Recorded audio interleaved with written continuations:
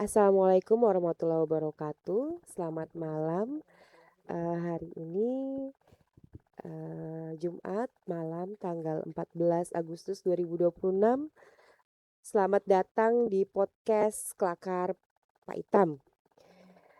Hari ini kita akan ngobrol kelakar untuk kedua kalinya ya dengan Dr. Ngesti, spesialis kesehatan jiwa. Beliau diundang ke podcast ini spesial nih, kita akan bahas tentang kesehatan mental remaja. Nah, Dokter Ngesti. Assalamualaikum. Waalaikumsalam. Sapa dulu Dokter Ngesti. Hai. Di TikTok juga ada di sini teman-teman pemirsa juga yang Assalamualaikum. di TikTok, kemudian penonton yang hadir pada kesempatan hari ini di Ya. Kedai Pak Itam. Oke, Dokter Ngesti, boleh perkenalkan diri dulu? Boleh? Ya, thank you ya, Oh Nina. iya, perkenalkan saya Belum, dulu ya. sorry. Gak apa-apa ya. Lupa malahan. Oh Aman. iya, perkenalkan dulu ya. Iya Saya sayangku. dulu ya. Oke. Nama saya Nina Kreasi. Saya hari ini bertugas sebagai moderator pada kelakar kita hari ini. Nah, kita akan ngobrolin tentang kesehatan mental remaja. Kebetulan Siap. saya juga salah satu penggiat kesehatan mental, terutama untuk ibu-ibu ya dan remaja juga anak-anak. Oke, silakan Dokter Ngesti. Iya. Terima kasih. Bismillahirrahmanirrahim.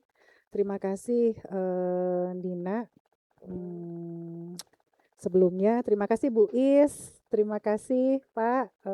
Terima kasih untuk Kedai Pak Itam. Semoga selalu jaya, diberkahi Allah semua. Berjalan dengan lancar semua aktivitas dan kegiatannya. Terima kasih untuk waktunya. Ini kali kedua ya. Aku manggil Nina ya. Ya, amin. Ini kali kedua saya sharing ya, sebenarnya yang pertama nggak begitu banget krusial ya, karena temanya waktu itu kan di Festival Basnas. Ini kita sambil ini aja ya supaya nggak canggung ya, karena saya biasa sama Nina informal nih, terus ujuk-ujuk plus ya Nina, aduh matching deh. Gitu ya. Jadi untuk yang kedua kalinya ini kan kita terkait membicarakan masalah maaf. Perkenalan dulu ya, biodata saya Dr. Ngesti. Kelahiran Jakarta, di Belitung tahun 2019. 2009 tuh kan. Iya, Sampai lupa diri. 10 Maaf. tahun. Maaf. Akibat kegacoran di poli dan kegacoran di praktek swasta, jadinya lumayan tidak konsen sedikit. Terus saya suami orang Belitung asli, orang Sijuk. Terus saya anak 3. Yang pertama, yang kedua perempuan, terus yang terakhir laki-laki. Terus saya memang PNS di Belitung, tapi dulu PTT-nya di Beltim. Karena suami saya orang Tanjung, jadi saya ke Belitung. Terus alhamdulillah sekolah 2016 biaya Pemda, selesai 2020, tapi cari duit dulu baru balik ke Belitung di 2021. Mungkin biodata saya sekian ya. Terus kemarin itu kan kita langsung kasak-kusuk nih masalah LGBT, tapi kok setelah saya pikir-pikir juga mungkin Bu Is juga banyak banyak masukan, banyak input, kok langsung sih gitu loh. Kenapa kita nggak ya mungkin ya dari pikiran Bu Is ya, kenapa kita nggak dari dasar dulu gitu loh. Kita dari biasa yang seperti itu kan remaja ya, karena masa pertumbuhan perkembangan mental baik itu fisik dan mental itu dari remaja sebenarnya. Nah remaja terus kita sampai ke kesehatan mental itu sendiri dan tantangan zaman seperti apa. Nah, jadinya malam ini alhamdulillah bisa terlaksana. Mungkin untuk yang biodatanya itu dulu ya. Oh iya, baik. Untuk selanjutnya. Iya, karena ini luas banget ya, Dok. Ya, ini tentang kesehatan mental sendiri, terus tantangan zaman, terus bagaimana remaja juga memiliki ketahanan gitu loh. resiliensi. resilient terhadap tantangan zaman seperti ini gitu. Mm-mm. LGBT itu adalah salah satu daripada hal isu-isu yang terjadi di Iya. remaja saat ini. Iya. Tapi sebelum kita masuk ke situ, Dokter Ngesti, mungkin teman-teman yang di podcast juga ini mesti juga teredukasi loh tentang apa sih bedanya dokter psikiatri dengan psikolog. Ini sering banget nih yang ini. Oke. Ya qadarullah kita di sini dokter dan psikolog ya. Jadi kalau dokter itu dia basicnya harus melewati pendidikan dokter dulu, dokter umum dulu ya, pendidikan dokter umum, terus profesi, setelah itu baru mengambil spesialis kedokteran jiwa. Jadi selain dia bisa melakukan psikoterapi, tetapi selain itu dia juga bisa melakukan pengobatan secara psikofarmaka, secara obat-obatan. Bedanya dengan psikolog, kalau psikolog itu dia basicnya bukan dari tenaga medis, Nina. Jadi ya lu bisa cerita sendiri. Sebenarnya masalahnya anakku yang kedua qadarullah ngambil psikolog. Ngambil psikolog ya.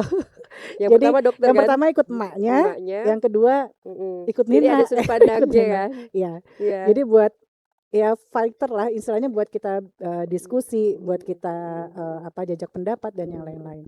Bedanya di situ. Dan sebenarnya ya kalau bahasa Jawanya ya mohon maaf karena saya memang aslinya juga Jawa. Lahir dan besar aja di Jakarta.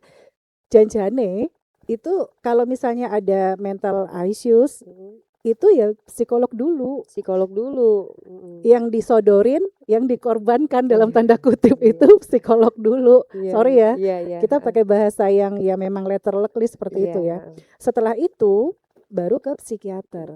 Nah, jadi nggak ujuk-ujuk ke psikiater. Ya. Jadi kalau ranahnya tuh kalau dari psikolog kan dari yang sehat sampai misalnya kalau misalnya udah berasa ada gangguan boleh konsultasi ke psikolog. Tapi psikolog nggak ngeresepin obat aja gitu ya, Dok ya. Jadi kalau bisa dibilang kasarannya kan kalau dari WHO sendiri, bukan dari WHO, mohon maaf, dari Permenkes itu kan kita ada 2 ya, Nina, ODMK, ODGJ. Nah yang ODMK tuh urusannya Nina nih sama teman-teman psikolog lain, ya kan, orang dengan masalah kesehatan jiwa, ya kan. Nah kalau misalnya ODGJ orang dengan gangguan jiwa itu udah masalah gue, masalah psikiater. Nah, gitu. Oh ya, qadarullah ya. Itu sih yang kadang orang masyarakat umum juga masih belum ini ya, belum teredukasi dengan hal itu gitu. Saya sih qadarullah bukan psikolog sih, agak praktek ya. Kan ngambilnya S2-nya di psikologi terapan intervensi sosial. Jadi saya lebih ke komunitas lebih banyak gitu loh. Memang lebih kayaknya dikasih Allah memang nggak sanggup kayak. Sorry ya, lebih stres ya. Bener nggak sih? Kan kalau misalnya dari psikiatri ada psikiatri komunitas. Jadi itu include universal yang memang ya urusan masyarakat, urusan bagaimana intervensinya, masalah lingkungannya. Ya, cuman karena basicnya sebelumnya udah psikologi dan juga belajar banyak di beberapa ilmu-ilmu yang terkait dengan psikologi, jadi lumayan agak paham dengan hal itu gitu loh. Tapi ini sih ya karena masyarakat umum suka susah membedakannya gitu loh tentang kesehatan mental ini. Jadi seakan-akan nih Dok ya, yang basic aja dulu ya tentang kesehatan mental ini. Sejauh mana sih orang itu dibilang sakit mental? Apakah kesehatan mental itu hanya terkait dengan misalnya orang-orang dengan schizofren aja gitu? Ada gimana? Sebelum kita ngomongin sakit, kita ngomongin yang sehat dulu. Yang sehat dulu. Ya. Jadi intinya gini, pada dasarnya kalau dari definisinya WHO itu yang namanya kesehatan jiwa, kesehatan mental itu adalah orang yang dia mampu secara sadar mengerti akan fungsinya dan mampu untuk menyelesaikan permasalahan atau problem solving ya secara sadar. Berarti dari sini kita bisa lihat tingkat kesadaran awareness-nya itu. Nah, bagaimana kalau misalnya orang itu terjadi gangguan masalah kesehatan dulu atau langsung ke ODGJ? Masalahnya adalah apabila orang tersebut dia tidak sadar akan fungsinya, dia tidak mampu menilai dirinya, dia tidak berfungsi dengan baik sesuai fungsinya dan mengganggu fungsi masyarakat. Dan untuk keseluruhannya, kalau dari definisi dari psikiatri, gangguan jiwa itu adalah gangguan dari pikiran, perasaan, dan perilaku. Gangguan dari pikiran, Perasaan, ABC. ya Ya, ABC. ABC. Ya, Indonesia Raya ya istilahnya ya. Indonesia Raya. Indonesia Raya. Pikiran, Perasaan perasaan, dan dan perilaku. perilaku. Gitu, Oke. gitu. Tapi ya setidaknya itu kan luas. Tapi Dok, kalau misalnya ada gangguan pikiran, perasaan, perilaku, tapi dia tidak mengganggu fungsi masyarakat, gimana? Mm, Kan ada yang seperti itu. mm, Ya mm. kita masukkan itu ke ranah ODMK. Orang dengan masalah kesehatan. Iya, Mm, tapi kalau misalnya dia sudah masif, misalnya mengganggu warga, mm, penyalahgunaan sajam, seperti mm, ada beberapa mm, kasus visum yang mm, ya qadarullah saya tangani. Plus kita mm, tiktokan juga nih dari mm, Dinsos kan, mm, dari Bu Indri. mm, Nggak apa-apa ya spill nama ya, mm, mm, boleh ya, mm, sorry. mm. Nah itu memang itu harus psikiater yang maju. Ya, psikiater yang maju. Karena memang dari visum, terus kita juga harus memberikan ranah psikofarmaka. Karena kalau tidak dikasih obat, dia bisa mencelakai Bisa orang lain. mencelakai orang lain dan mencelakai dirinya sendiri. Iya. Itu ya ranah yang basic sih sebenarnya untuk diedukasi kepada masyarakat kadang-kadang tuh ya. Nah ini Dok, sejauh mana nih Dok? Misalnya nih Dok, kalau untuk kesehatan mental sendiri, itu kalau dibilang misalnya apakah orang itu sehat atau tidak itu secara mental, itu ciri apa yang tadi selain daripada ABC itu yang benar-benar menandakan bahwa ini tuh aku tuh nggak cukup sehat sebenarnya ini. Aku rasanya harus butuh nih butuh bantuan nih. Udah mulai nih rasanya tuh anxiety-nya misalnya cemasnya misalnya berlebihan atau gimana tuh. Maksudnya kapan sih harus Kapan minta ya harus pertolongan? butuh pertolongan? Minta pertolongan profesional. Kalau misalnya fungsinya udah terganggu nih, kalau misalnya cemas, kita jangan nyalain cemas deh, kita jangan nyalain depresi, kita jangan nyalain trauma. Karena dengan cemas tadi, dengan depresi tadi, itu sebenarnya kita bisa upgrade diri, upgrade mental kita. Tergantung dari kita melihat, kita mempersepsikan permasalahan itu dari pikiran kita seperti apa gitu loh. Orang takut cemas, gimana ya Dok cemas? Ya iya, you just a human, manusia, wajar cemas gitu loh. Nah terus gimana sih cemasnya sampai yang sampai yang butuh pertolongan? Misalnya cemas sampai nggak konsen, cemas sampai mengganggu fungsinya dia, misalnya sebagai ibu rumah tangga, atau sebagai pelajar misalnya, atau dia sebagai apa, sebagai dokter, atau sebagai psikolog, atau sebagai guru, sebagai apa, itu mengganggu fungsi dia, mengganggu fungsi dia sebagai istri. Nah itu baru silakan untuk ke profesional. Oke Dok, itu silakan untuk ke profesional. Tetapi Dok, yang kita pahami sekarang ini kan faktanya tuh kan stigma daripada masyarakat kalau yang berobat ke psikiater kan agak gimana gitu ya. Itu kan bikin orang jadinya jangan sebel dong sama aku, ntar kangen loh. Iya. Kan gimana gitu loh. Kadang ada gitu loh yang sampai berobat ke psikiater kayaknya sampai level Kayaknya parah gimana banget gitu. ya. Ya udah, makanya sebelum ke psikiater lo ke psikolog dulu. Iya, ke psikolog dulu. Psikolog dulu. Tapi kadang ya, saya suka geli sendiri nih. Misalnya sama pasien-pasien yang, Dok jangan bilang sama suamiku, Dok jangan bilang sama istriku, Dok jangan bilang sama orang tuaku. Ya lu ngapain ke depan aku? Nggak bisa, yang namanya jiwa, mental issues, mental health itu nggak bisa berdiri sendiri, Nin. Iya. Nggak bisa, lu mau cari kemana juga nggak bisa. Kita butuh support. Psikiater dan psikolog itu cuma 25%. Nah ini yang harus penting ya, pasien-pasienku tersayang, tercinta. Cuma 25% obat-obatan dari kami, cuma 25% supporting dari psikolog dan psikiater. Sisanya based on you. Dari dirimu sendiri, dari fungsinya, dari perilakunya, dari kehidupannya, dari supportnya. Jadi nggak ada tuh yang umpet-umpetan. Jadi harus dapat support dari circle-nya. Iya, benar. Support sistemnya harus kuat juga. Dan tidak hanya support dari keluarga, tapi support dari teman, support dari tempat kerjanya, support dari komunitasnya, support dari orang-orang sekitarnya. Itu penting banget. Gitu. Jadi ya semoga saja di Belitung angka bunuh diri, angka self harm, barcode itu insya Allah berkurang ya. Kalau misalnya kita menghargai mental health seseorang.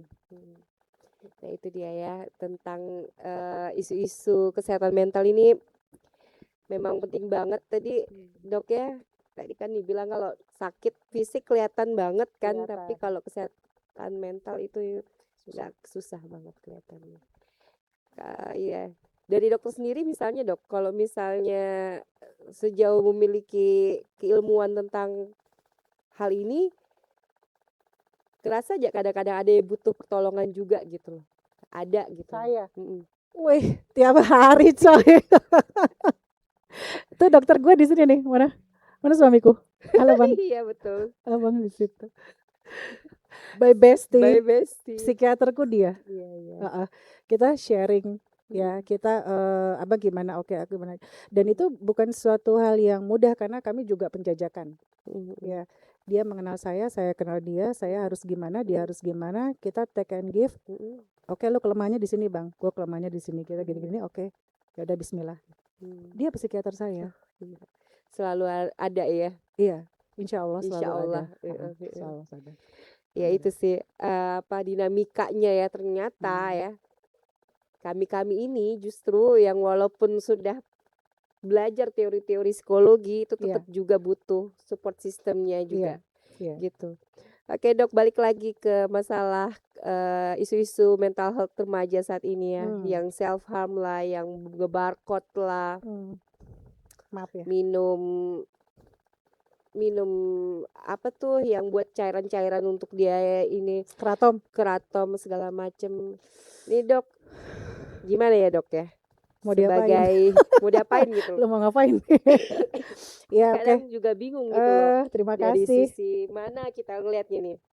Terima kasih banget ya. Ini sebenarnya Bu Is nih bikin bom ke saya nih. Saya akan siap meledak hari ini, enggak sih, pelan-pelan. Karena gini, kalau jujur ya Nin, sorry ya, kalau bisa yang namanya Gen Z nggak usah berobat ke gue. Ya, karena gini, bukannya aku perboden Gen Z ya, enggak ya. Masalahnya adalah Gen Z itu kita nggak bisa langsung ceplos-ceplos, wah Gen Z tuh gini gitu, rentan apa. Enggak, karena memang apa ya, sulit sekali untuk mengarahkan. Dan kembali lagi ke supporting sistemnya sebenarnya. Jadi kita nggak bisa nyalain Gen Z, sebenarnya nih kita nyalain gen milenialnya, Yang emak ngedidiknya. bapaknya. Pola asuhnya gimana di rumah? Kenapa ujuk-ujuk yang bapak ibunya cuek dari awal, udah gitu gede-gedenya ketemu lu mau jadi anak soleha, terus mau jadi anak soleh terus harus begini-gini, terus anaknya tantrum terus ke gua. Yang membuat pola pendidikan asuhan yang insecure itu kan orang tuanya.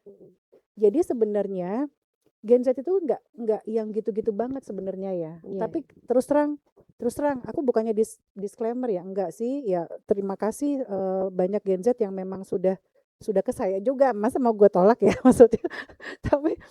tapi intinya itu adalah hal yang sulit untuk saya. Terus terang karena mesti ngajak bapak ibunya. Kadang bapak ibunya nggak komunikatif gitu loh. Kadang malu juga, ini ngapain sih anak ke poli jiwa, ini ngapain sih anak harus ke psikolog gitu loh.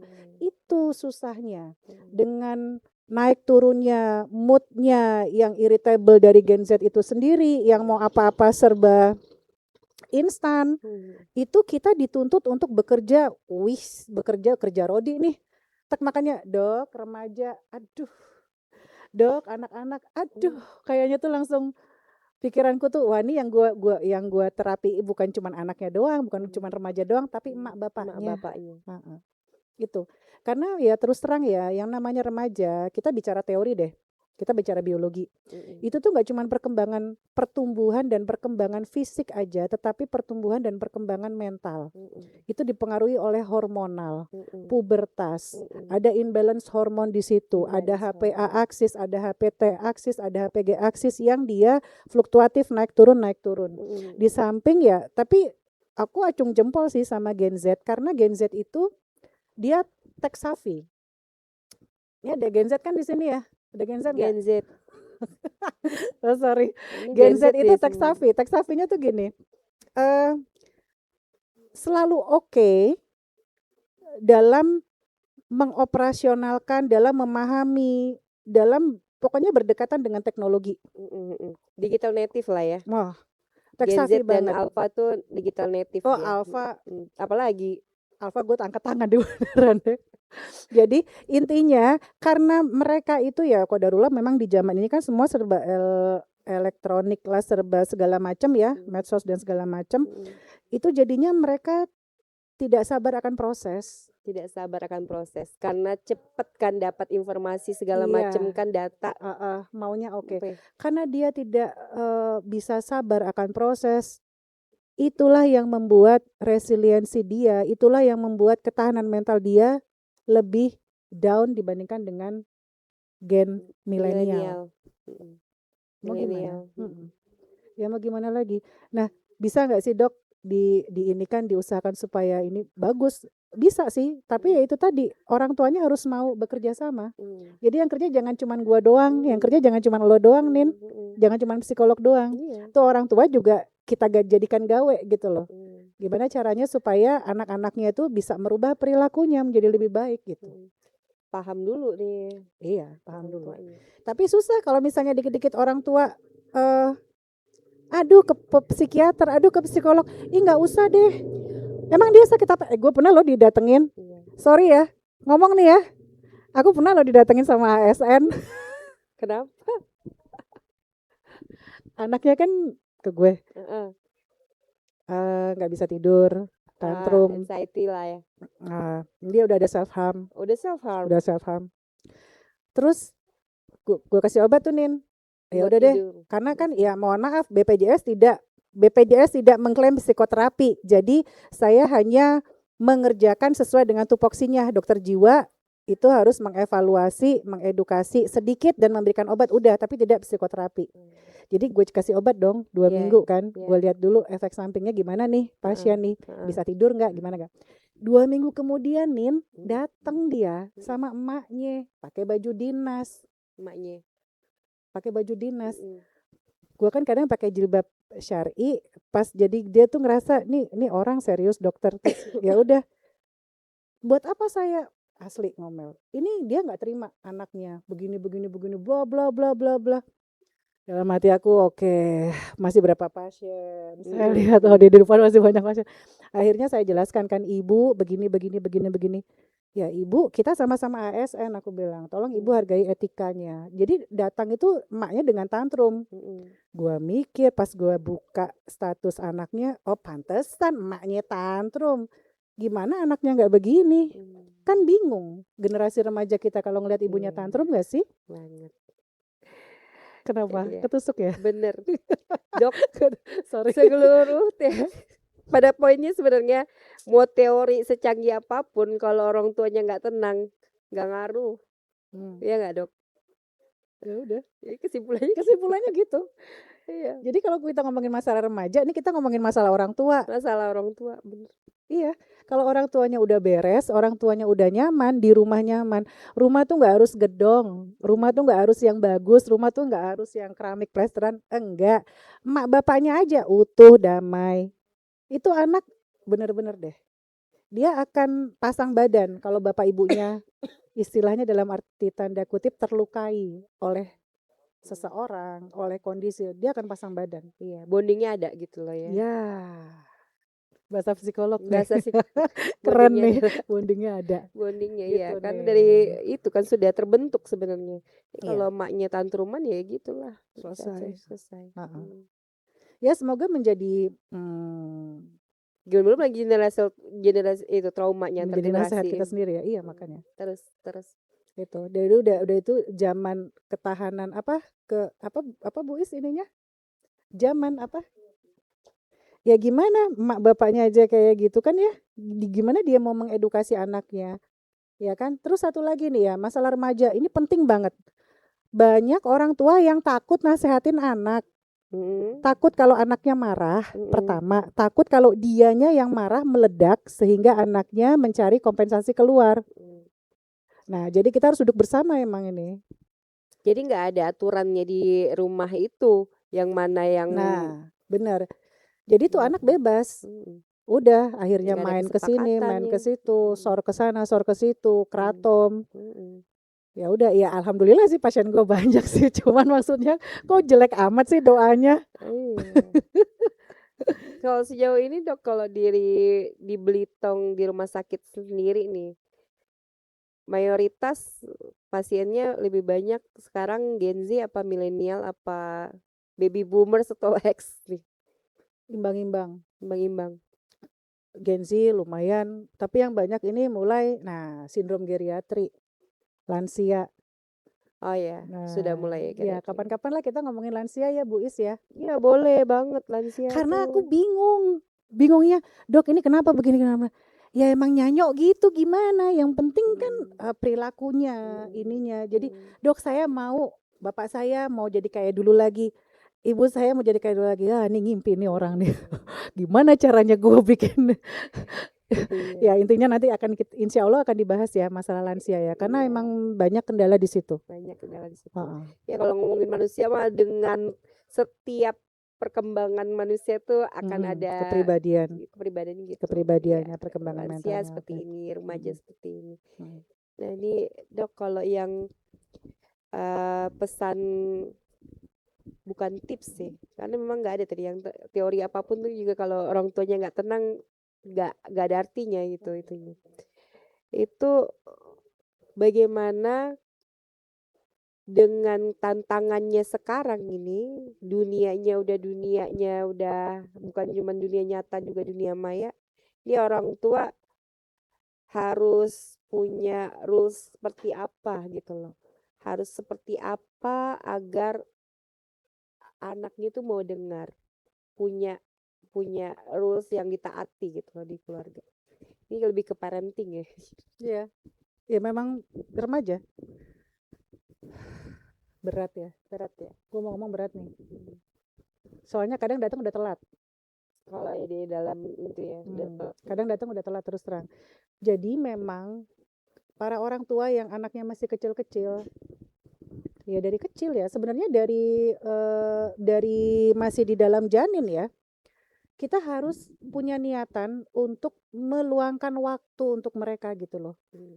Dan waktu untuk mereka itu bukan cuman nasehat, bukan cuman ya lu disuruh gini gini gini, enggak. Tapi komunikasi, ngomong, diskusi, Ngobrol lah bicara, ya. ngobrol gitu loh. Nah ngobrolnya tuh juga bukan ngobrolan yang berat, bukan apa, enggak. Dek, tadi kamu main apa? Dek, tadi kamu ya ngobrol-ngobrol gitu loh. Nah, terus kita berusaha untuk masuk ke dunia anak. Dunianya anak. Kalau kita udah masuk ke dunia anak, itu anak kan jadi suka kan. Wah ini mama asik nih. Wah ini papa oke nih. Gitu. Ya udah deh. Ya terus satu lagi, kadang orang tua cuma nyuruh ya. Mana contohnya mana? Dicontohin dulu. Contohin dulu ya. Contohnya tuh minim. Malahan nggak ada. Jadi anaknya, nah misalnya pakai jilbab ya, atau misalnya, nah kamu harus gini gini gini gini ya. Ini ayah dulu ngebogem apa sih, mukul kan, mukul lah, inilah KDRT istilahnya. Terus marah lah, sadis lah, bentakin. Terus habis itu sekarang kasarannya gue disuruh gini gini gini gitu, ngapain juga gue ikutin kan gitu jadinya. Jadi emang bonding itu berjalannya lama, nggak instan. Gimana caranya tuh sekarang kita berubah perilakunya, nggak bisa. Pokoknya intinya orang tua ya harus benahi diri dulu, habis itu baru deh benahin anak gitu. Iya, kayak di pesawat lah ya. Harus orang ibunya dulu dikasih masker. Oke, baik.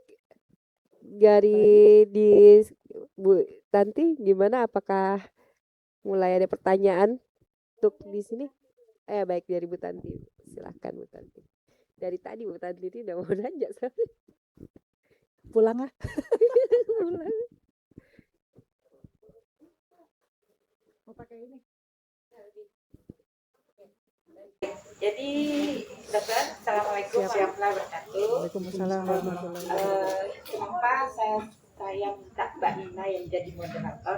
Hanya saya ingin bertanya, begitu. Jadi, ketika titik permasalahannya udah disampaikan oleh dokter, bahwa persoalan remaja itu kembali ke orang tua. Ya, tadi kan kenapa judulnya remaja dan kesehatan? Karena tadi bahasa dokter juga orang tua selalu menyalahkan anak dan tidak ada role model gitu ya. Nah, semua orang menganggap tadi kalau saya dengar mungkin nggak terlalu concern juga bahwa sebelum ke psikiater dia psikolog dulu. Tapi kadang-kadang kita suka terbalik nih diajarin anak sekarang karena mereka sudah banyak punya ilmu pengetahuan. Emang mama tahu apa? Emang mama pernah ngalamin A, B, C? Terus kita nggak ngaku kan? Enggak, nggak pernah ngalamin A, B, C, D. Dan kita selalu nutupin bahwa ya dengan maksud bahwa kita nggak usah curhat soal itulah, itu kan bahasanya kita lupain ya ABCD, mungkin kelakuan kita jelek hidupnya ya dalam konteks kalau mungkin kita mau bertobat lah atau apa. Nah, cuman ketika kita menasihati bahwa jangan sampai seperti itu jadinya semacam Sulit ya, ya. sulit gitu ya karena ada masa pasti ada orang turun naik dan sebagainya. Ada fase ketika dia sudah berkeluarga, punya anak, mungkin dia juga mau melakukan banyak kebaikan dan dia tidak mau anaknya seperti itu, Iya. gitu ya misalnya. Tapi kan ketika dia mencoba menasehati, bukan jangan gitu, dulu mama gini-gini gitu. Tapi itu bukan kasus saya ya, maaf ya. Jadi seperti itu gitu ya, kebanyakan. Jadi yang harusnya memang butuh screening atau apapun itu pasti memang di level orang tua. Kadang-kadang kita mengembalikannya ke maaf ya mungkin ke kesadaran rohaninya seperti itu. Mungkin itu jadi solusi-solusi juga bagi banyak ketika orang sudah sampai ke titik psikiater. Nah, pertanyaan saya sama dengan seperti Bu Ina tadi, di titik mana ini sebetulnya udah fase dia ya orang Belitung dulu nyebutnya ya maaf untuk psikiater itu gila, itu saraf. Ya, saraf itu berarti ada sesuatu yang putus. Saraf itu artinya memang udah fisik begitu.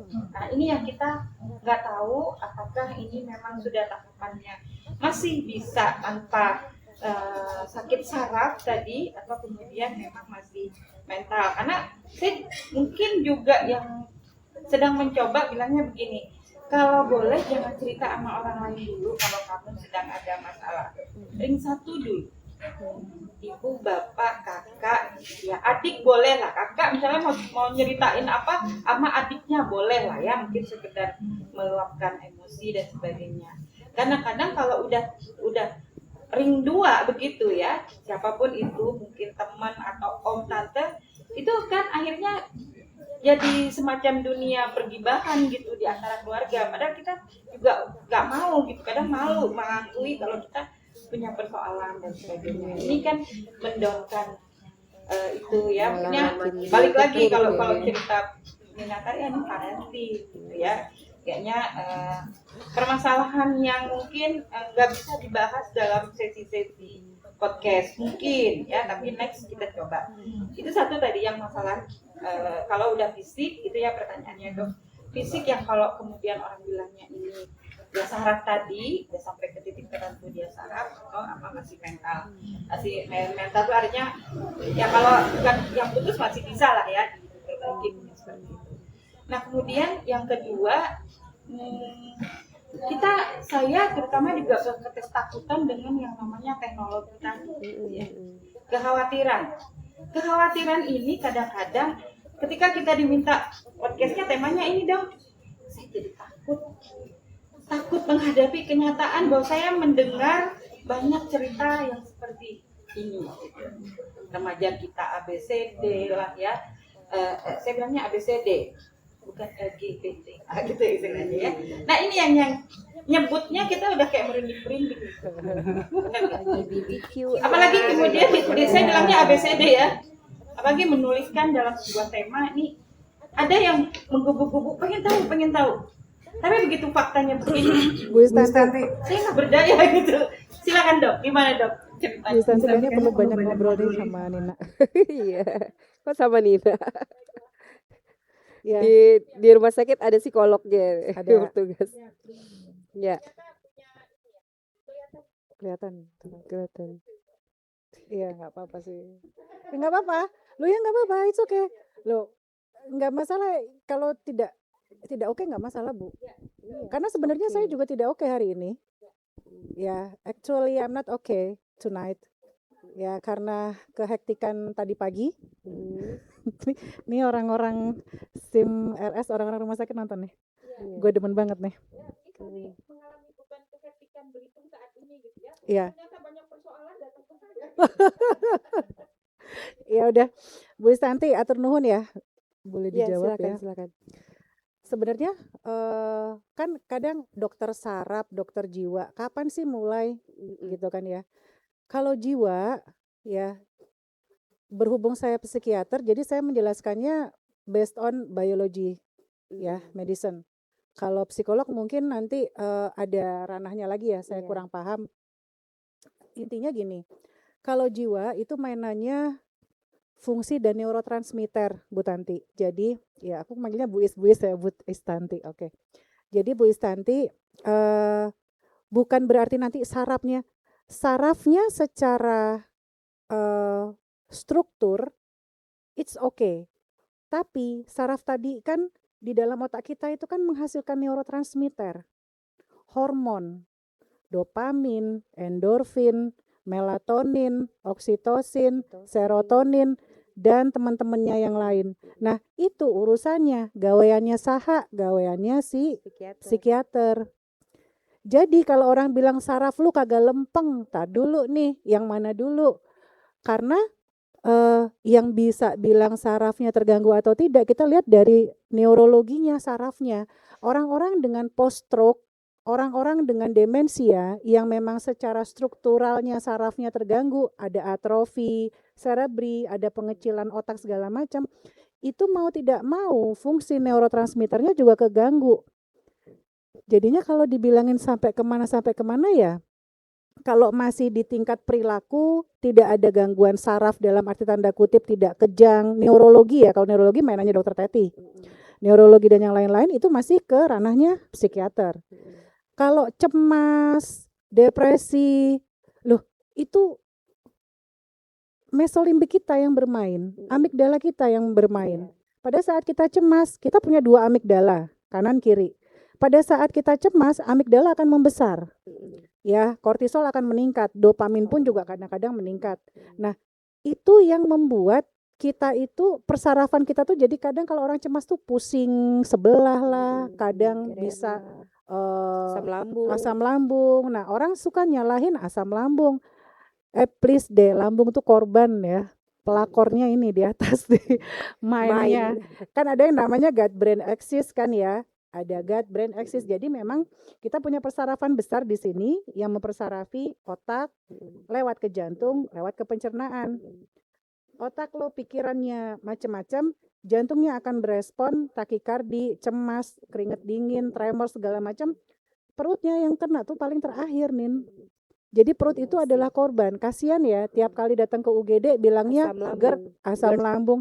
Itu asam lambung korban. Pada saat kita cemas, pada saat kita stres, prostaglandin kita di dalam lambung tadi akan meningkat cepat, asam lambung meningkat cepat, udah terjadilah GERD, terjadilah heartburn, sendawa kagak berhenti-berhenti. Bisa jadi serangan jantung karena satu nervus, satu persarafan gitu loh. Jadi kapan kalau misalnya butuh ke tenaga profesional, ya pada saat kita merasakan insecure aja sebenarnya sih ke psikolog aja Bu Tanti, nggak masalah. Iya, ke psikolog Ke psikolog aja, karena bagaimanapun juga preventif lebih baik ya. Iya. Secara persuasif lebih baik dibandingkan dengan intervensi langsung obat gitu loh. Karena kalau udah ngomongin obat kita nggak main-main. Nggak bisa obat ya, Kodarullah di rumah sakit belum ada obat yang lepas pasang, maksudnya kalau cemas minum, kalau nggak cemas nggak usah diminum, belum ada. Jadi semua obat cemas itu harus melalui prosedur guideline. Kalau diturunin kalau dihilangin itu juga nggak boleh langsung dihilangin, Nin, harus diturunin dulu, tapering off namanya. Dosisnya. Nah, terus istilahnya juga apa ya, bukan kadang, memang antidepresan SSRI itu emang efek sampingnya ke lambung. Oke. Jadi kadang aku suka bingung sendiri kalau aduh nih pasien GERD, gue coba pakai ini kagak bisa, pakai itu kagak bisa. Azopran apa Aduh, gitu. ini yang bikin mentalku guncang kan. Hmm. Tapi ya udah, aku hanya sebatas dokter spesialis yang cuman bisa itu aja. Kalau aku sampai meresepkan keluar, gue jadi masalah lagi nih BPJS kan, nggak boleh. Tapi kalau pasiennya nggak aman ya sudah, itu pilihan pasien. Jadi yang datang ya cuman ku pakai yang obat-obat aman aja. Kadang cuman ku kasih obat lambung aja aku racik. Mau nggak mau gitu, karena keterbatasan kami kan. Iya, iya. Gitu. Jadi kapan ke sananya? Itu tadi ke psikolog dulu, Bu Ke Istanti. psikolog Setelah dulu. itu baru ke psikiater. Iya. Aku sih lebih kalau bisa sih ke psikolog dulu ya. Soalnya kalau psikolog tuh habis itu suka ada laporannya. Gitu. Dok, dia begini. Jadi psikiater nggak capek mikir. Tek, oke, gue tembak ini. Oke, sep, oh ini gue tembak ini. Iya. Jadi psikolog terima curhatnya dulu, kan. Ya Jadi kalau bisa dapat laporan, curhatnya yang ada solusinya. ada solusinya. Jadi dok curhat tuh, entar dulu. Kagak diklaim sama BPJS nih curhatnya, entar dulu ya. Iya. Tapi istilahnya ya kita ya nggak gitu-gitu amat lah ya. Kita Iya. juga ada empati juga. Cuman ya empati kita pada tempatnya. Iya, gitu. Karena profesional. Profesional. Terus tadi pertanyaan kedua gimana Bu Istanti? Tadi apa pertanyaan kedua? Gue jadi lupa. Cemas. Teknologi, ABCD. ABCD tadi. ABCD. Iya, ABCD. Covering Bu Istanti LGBT. nih. Ya udah ABCD ya. Iya. Ya memang harus cemas. Kenapa harus cemas? Untuk upgrade supaya kita nggak terlena dengan HP kita sendiri gitu loh. Jadi kan dilihat nih ternyata masalah sosial itu berat untuk terkait remajanya. Ya udah berarti ibu-ibu bapak-bapak jangan cuman lihat di dunia maya, lihat aja tuh anaknya gimana sekarang, anaknya suka apa, anaknya hobinya apa, anaknya sering bagaimana gitu loh. Kadang orang tua bawa anaknya ke dokter, kadang ke psikolog, ditanyain, Pak anaknya gimana? Nggak tahu lah, pokoknya ibunya, urusan ibunya, nggak tahu lah, pokoknya gini-gini. Emang yang punya anak siapa? Iya. Nggak Satu berfungsi orang. sebenarnya ya. Fatherless jadinya. Nah Fatherless. itu, jadi memang gimana caranya orang tua cemas? Orang tua harus cemas. Ini masalah remaja, masa remaja adalah masa-masa krusial Nin. Ya, masalah pergantian hormon, masalah pertumbuhan fisik. Orang tua memang harus cemas. Kalau nggak cemas, terganggu tuh orang tua. Iyalah. Asli terganggu. Gitu ya. Bagaimana dia mengetahui kalau anaknya ini sampai sudah di milestone mana nih sebenarnya, itu juga harus cemas. Waktu bayi juga kita juga cemas kan nih, anak bayi udah bisa jalan belum, udah bisa ngomong belum gitu pasti juga. Tapi ya cemasnya ya tersolusikan gitu loh, ada Tersolusikan. solusinya. Jangan cemas acak, cemas random terus akhirnya fungsi ibu dan bapak malah jadi kayak berantem gitu, anak sama aduh enggak banget ya, Ya. gitu juga gitu. Jadi juga sepakat harusnya antara suami istrinya juga, ya bapak sama ibunya itu. Jadi masuknya kemana tuh? Family terapi kan? Family terapi kan. Repot kan? Iya, karena bikin anak kan bareng, iya juga harus bareng Ya, juga. makanya kalau pasien remaja itu emang repotnya karena family terapi, karena nggak bisa remaja itu sendiri yang survive, harus ada support system di situ. Iya. Dan remaja itu dengan ininya ya. Ya, silakan Bu. Gimana? Boleh.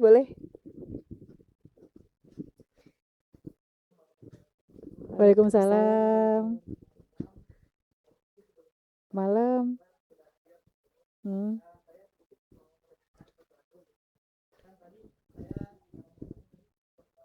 Sorry, Mas, Bang, umur berapa?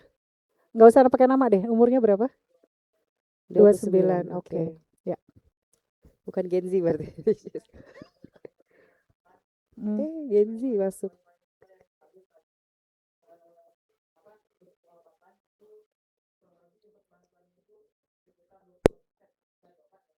Ya. Nah, jadi maksudnya gimana kalau misalkan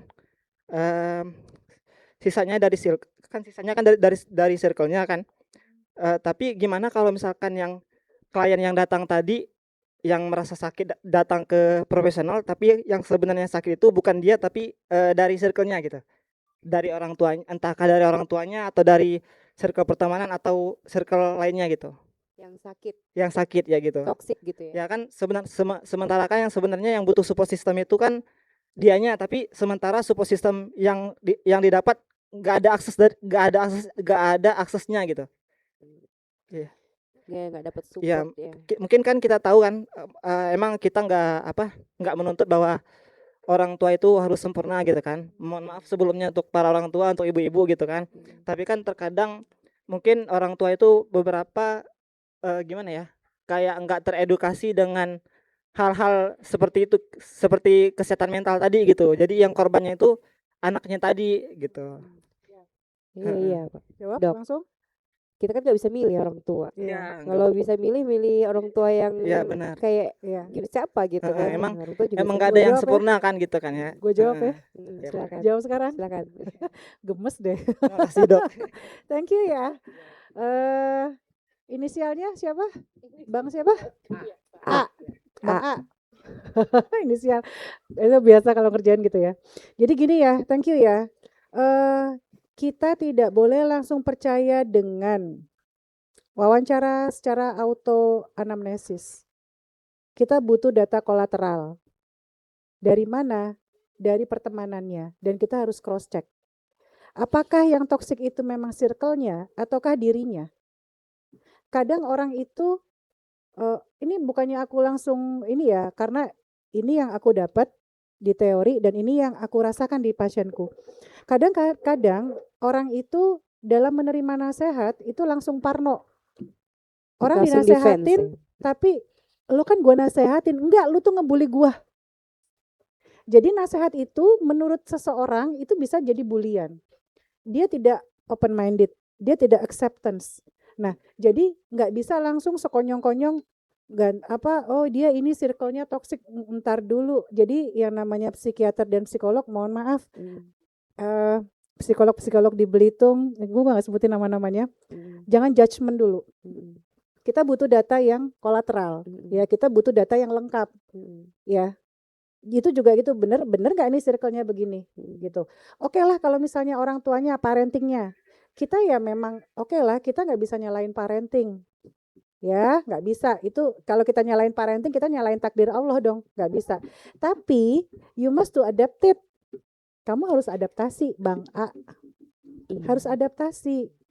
Ya, jangan jadikan parenting itu ya oke lah, you have a trauma. Ya, kamu punya trauma. Bisa hilang nggak, Dok? Mikir dulu. Amigdala balik lagi. Tadi kayaknya di praktek aku juga jelasin gini. Amigdala, hipokampus itu kan dempetan tuh. Suami istri itu laki bini itu kembar dempet lah ya di dalam otak kita. Mau nggak mau ya kalau misalnya you have a trauma dari bapak ibu misalnya, ya nggak bisa hilang. Hilangnya kapan, Dok? Hilangnya kalau lu ada cedera kepala, gegar otak, atau misalnya demensia atau amnesia. Memorinya kehapus gitu ya, Dok. Iya, memorinya rusak. Ya, atau terjadi apa bla bla bla bla, Rusak lah. stroke misalnya ya. Stroke ya berarti aku dengan dokter Kathy yang main di sini. Nah, itu mungkin akan sedikit melupakan trauma, tapi apakah itu yang ditujukan? Enggak. Jadi gimana, Dok? Ya dirimu lah beradaptasi. Harus membuka maklum yang banyak ke orang tua, harus membuka pintu maaf ke orang tua. Nah, balik lagi kan yang namanya Gen Z dan anak remaja enggak bisa kita omongin ke dia aja. Jadi orang tua family terapi harus masuk. Jadi benar-benar dikumpulin tuh Bu Istanti, orang tuanya, dianya, terus permasalahannya di mana. Jadi kita tuh profesional orang ketiga sebenarnya. Nah, gitu. Nah, terus juga tadi yang toksik tadi ya.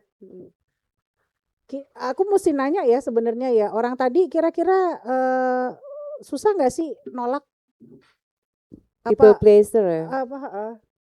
Jadi harus nurut apa kata orang gitu nggak, Bang A? Ini Nggak di enakan dirimu gitu. ngomongin dirimu atau teman? Bukan, teman ya? Tapi ada. Oke, ada teman kamu itu orangnya gimana? Orangnya mungkin termasuk people pleaser juga. Oh gitu, Ya, pokoknya karena- aku harus terlihat baik, aku harus terlihat oke gitu. Oke, pokoknya aku harus dipuji gitu ya. Ya, Kalau ada yang maki langsung jatuh gitu ya. ya mungkin.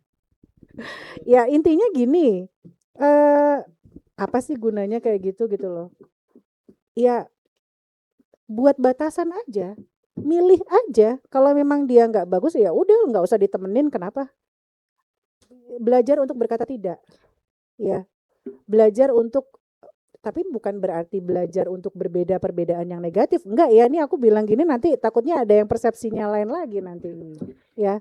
Jadi kalaupun misalnya memang kamu memang nggak bisa ya udah memang kamu ya udah nggak masalah gitu loh. Nggak harus kok kamu tuh dicap baik banget, nggak harus kok kamu harus dibilang ini enggak. Yang jelas yang penting kamu berbuat baik aja. Tapi kalau menurut dia itu nggak baik, ya udah, nothing tulus lah. Agak belajar cuek dikit lah, gitu ya. Iya, itu sih Nyampe nggak pesan gua? nyampe. Makasih dok. Kalau dia punya value pada dirinya sendiri ya, ya dia punya boundaries. Kalau nggak cocok value-nya sama dia ya udah gitu loh. Iya. Makin tua umur kan gitu lah dok ya, Iya. makin dikit kita punya circle yang cocok juga. Jadi juga nggak mesti harus gimana gitu belum bisa diterima sama orang. Itu. Menggelitik sebenarnya Nin. Emang Gimana? harus punya circle ya. Emang harus punya ya nggak punya circle juga fine aja kalau orangnya ini juga. Ini balik lagi ke Ya kalau pribadian misalnya kan. kita punya lebih- circle ya, sorry ya. Susah untuk objektif gak sih? Ya mungkin karena aku passionku di forensik ya, iya. psikiatri forensik. Kata Karen. Kalau bisa nggak usah punya circle, Malah. karena semakin kamu punya circle, semakin tumpul kamu. Iya. Kasarnya, sorry ya. Iya. Semakin tumpul, semakin tidak objektif, gitu kan? Semakin apa sih orang bilang bepaham. Ya, gue bisa sih bepaham, minta tolong bisa sama aku. Tapi etika dijaga, kondite dijaga. Aku nggak lihat kamu dari circle mana, insya Allah aku bantu gitu. Tapi kalau udah nggak ada etika, nggak ada ini, ngebos, minta tolong tapi ngebos misalnya ya, nggak bisa. Jadi circle tuh menurutku bisa penting bisa enggak, tapi kalaupun nggak ada circle ya it's okay, nggak masalah. Sip itu gak ada circle just fine. Iya nggak dok ya? Ya dia mukanya harus minum obat. Iya harus minum. Berat. Apa nama agak berat aku lagi. Maaf ya. Siapa Ada dulu? satu Nggak tuh apa-apa. moderator. Oke. Mau nanya. Ya, Lanjut. mau ya. Oke. Boleh pakai inisial ya? Saya inisial J ingin mempertanyakan, Mm-mm. mungkin rada out of topic, cuma mau nanya kalau misalnya untuk dokter psikolog yang di Halodoc itu, misalnya kayak kan mereka kan per sesi itu kayak ada 45 menit sampai 35 menit. Itu tuh misalnya kayak sekali cerita langsung didiagnosa itu bisa nggak sih? Ada kayak aku lihat di TikTok ada yang bisa langsung Gila. didiagnosa, Halodoc. terus Iya, ada ada. juga yang nggak bisa, terus juga kayak apa ya, kan ada teman aku yang cukup sering apa ya cerita-cerita ke Gue aku deg-degan nih karena ditanya kayak gini nih. aku tertarik sama psikologi gitu. Dia tuh kayak ada mengalami depresi sampai pengen apa bunuh gitu kan gitu. Bunuh Terus siapa? kayak Bunuh orang. terus bundir gitu Bunuh kan. diri, Terus iya, iya. kayak Bercanda. aku bilang mendingan kamu kayak lebih ke profesional aja gitu kan, ke psikiater atau enggak psikolog Halodoc. Tapi aku tuh nggak tahu psikolog Halodoc ini kayak beneran bisa diagnosa atau enggak, seperti itu sih. Itu saja Tambahan pertanyaan sejauh dari mana saya. ini, Halodoc? Belum tambahan juga nih. Kalau sekarang karena adanya Chat GPT ya, mungkin kecenderungannya juga Self-diagnose. ya anak-anak gen sekarang. Kebetulan aku juga Makin aja terperosok tuh mengikuti kan self-diagnose. komunitas forum anak juga tuh ada yang curhat juga. Curhatnya ke Chat GPT. Iya. Itu gimana dok? Yang itu dulu ya, Halodoc ya. Halodoc. Itu pertanyaan yang membagongkan loh. Masalahnya teman-teman gue semua kadang di situ cuman gue. Jadi gini, kalau dari kolegium kami itu ya sebenarnya itu cuman ranah konsultasi superficial ya Nin. Ya, Kita cuma di nggak bisa permukaan langsung aja. superficial. Jadi by a symptom aja. Oh ini gini. Oke, teori ICD ini. Teorinya PPDGJ atau apa, dia mau pakai ICD-10 atau dia mau pakai apalah ini. Tapi nggak bisa deep, dan itu tidak, aduh maaf ya dokter. Ya mohon maaf, memang itu jadi perbincangan panas, bukan jadi perbincangan hangat di grup psikiatri Indonesia. Itu nggak bisa dibilang valid. Iya nggak bisa. Mohon valid maaf, ya. sorry ya. karena kita menilai orang itu nggak cuman by Observasinya gimana kan ya? yakin tuh yang teks dia, yakin itu bukan manipulatif aja. Itu kan kita nggak bisa lihat dari gestur tubuhnya, kita nggak bisa lihat dari wajah cantikmu, kita nggak bisa lihat dari yang lain-lain gitu loh. Tapi pada saat kamu bertemu dengan psikiater, bertemu dengan psikolog, Dari lu tuh gua pertama. baca semua gitu loh. Dari Dari pertama. kamu jalan, dari kamu bicara, dari kamu ini. Observe. Tapi aku nggak suka ngebacain orang ya Bu Istanti, maksudku. Maksudku cuma pasien aja gitu loh. Jadi ya menurut saya itu just a superficial aja. Dan aku minta tolong nih untuk semuanya. Nih nggak taunya ntar gue dicat sama alo dokter deh. Lebih baik datang ke psikolog klinis atau ke psikiater. Ya, itu lebih valid. Dan kita juga bukan langsung mendiagnosis, oh kamu begini nggak bisa. Kadang orang bilang, kadang teman-teman saya bilang, Mbak itu kayak gini ya Mbak, itu gini. Emang gue dukun, cuman ngelihat dari situ nggak bisa. Kita harus tahu caranya dia berperilaku gimana, caranya dia berpikir, caranya dia memiliki perasaan, persepsinya dia itu harus tahu. Dan itu butuh waktu yang lama dan butuh penilaian yang tajam. Jadi jatuhnya itu psikoanalisis, harus dianalisa seperti apa. Gitu. Terus yang ChatGPT, ya sebenarnya juga ChatGPT juga membantu ya sebenarnya. Cuman ada memvalidasi iya kan? memvalidasi. Tapi kemarin sih ada junior saya dokter psikiater di BNN di Kalimantan itu dia bukan mempromosikan. Pokoknya dia mengenalkan ya bahwa ChatGPT itu begini. Bahkan psikiater lain juga sudah oke lah. Cuman alangkah baiknya kita bukan konfrontasi, mengoreksi ke psikolog lah misalnya. Jangan langsung ke psikiater deh kalau misalnya lo takut ke psikiater gitu ya. Nggak apa-apa, ke psikolog aja. Ibu atau Pak atau Mas bener nggak sih saya begini mengalami ini kalau gitu. Jadi harus ada bidirectional komunikasi gitu, komunikasi dua arah. Karena masalah mental ini masalah sulit, nggak bisa dinilai semudah lo cek labor, leukosit tinggi, ya kan, HB turun, ini ke sono, ini ke sini. Mental, yakin dia sedih, bisa aja dia sedih cuman seeking attention aja, cuman cari perhatian aja. Habis itu di belakang huhuhaha istilahnya. Yakin dia cemas, padahal dia baik-baik aja. Dia manipulatif mungkin. Nah, itu jadi di situ. Jadi kita nggak bisa langsung letter luck begini nggak bisa, harus cross check. Harus diskusi di situ. Gitu ya. Oke. Iya. Nyampe nggak? Pesan gue nyampe nggak? Connect ya? Iya. Oke, sip. Iya, karena ngobrolin manusia tuh banyak lapisan. Iya, banyak lapisan Banyak yang susah. lapisan yang Ini susah. ada satu lagi pasien kami. Iya, monggo. Silakan Halo. Kak Raufa. Udah langsung tahu nama ya. Nggak bisa pakai inisial. Nggak pakai Iya. Nggak bisa ditutupin. Iya, terima kasih dokter. Cirengnya enak. Terima kasih. Iya, sebenarnya tadi banyak banget ya yang dibahas, tapi balik lagi ke tema tentang kesehatan mental dan remaja. Nah, kebetulan Raufa di sini kan punya latar belakang pendidik juga gitu ya, pendidik yang sering menghadapi remaja dan juga anak-anak, terus juga pendiri komunitas yang juga berhadapan dengan teman-teman sebaya, mungkin ada yang di bawah Raufa, ada yang di atas kayak gitu. Jadi kan banyak interaksi, umur-umurnya ya deket-deket lah gitu, remaja, dewasa, muda gitu kan. Nah, jadi di usia-usia segini gitu kan interaksi sosial banyak, sering kali gitu entah itu dialami sendiri ataupun mungkin teman-teman melihat atau mengalami interaksi sosial dengan teman-teman yang kok kayaknya problematik ya gitu. Nah, tapi kayak gimana tuh gitu, kita tuh benar-benar tahu kalau dia tuh memang ya problematik ini, entah tadi misalnya manipulatif kah, mencari perhatian gitu ya, seeking attention dan lain-lain kayak gitu tuh. Bagaimana gitu ya indikasinya gitu, indikator yang membuat kita bisa menyimpulkan hal itu, karena kan tadi kita nggak pernah tahu juga background dia ke psikiater kah atau gimana kan kita nggak tahu juga, dan nggak boleh juga kan kita self diagnose gitu, tapi kerasa gitu kadang-kadang tuh kayak kerasa kok kayaknya gini ya kayaknya gitu kan. Nah terus bagaimana kita menghadapinya itu sih sebenarnya gitu, bagaimana kita merespons ya, orang seperti ini atau jangan-jangan kita yang seperti ini gitu. Jadi kan takut juga ya gitu.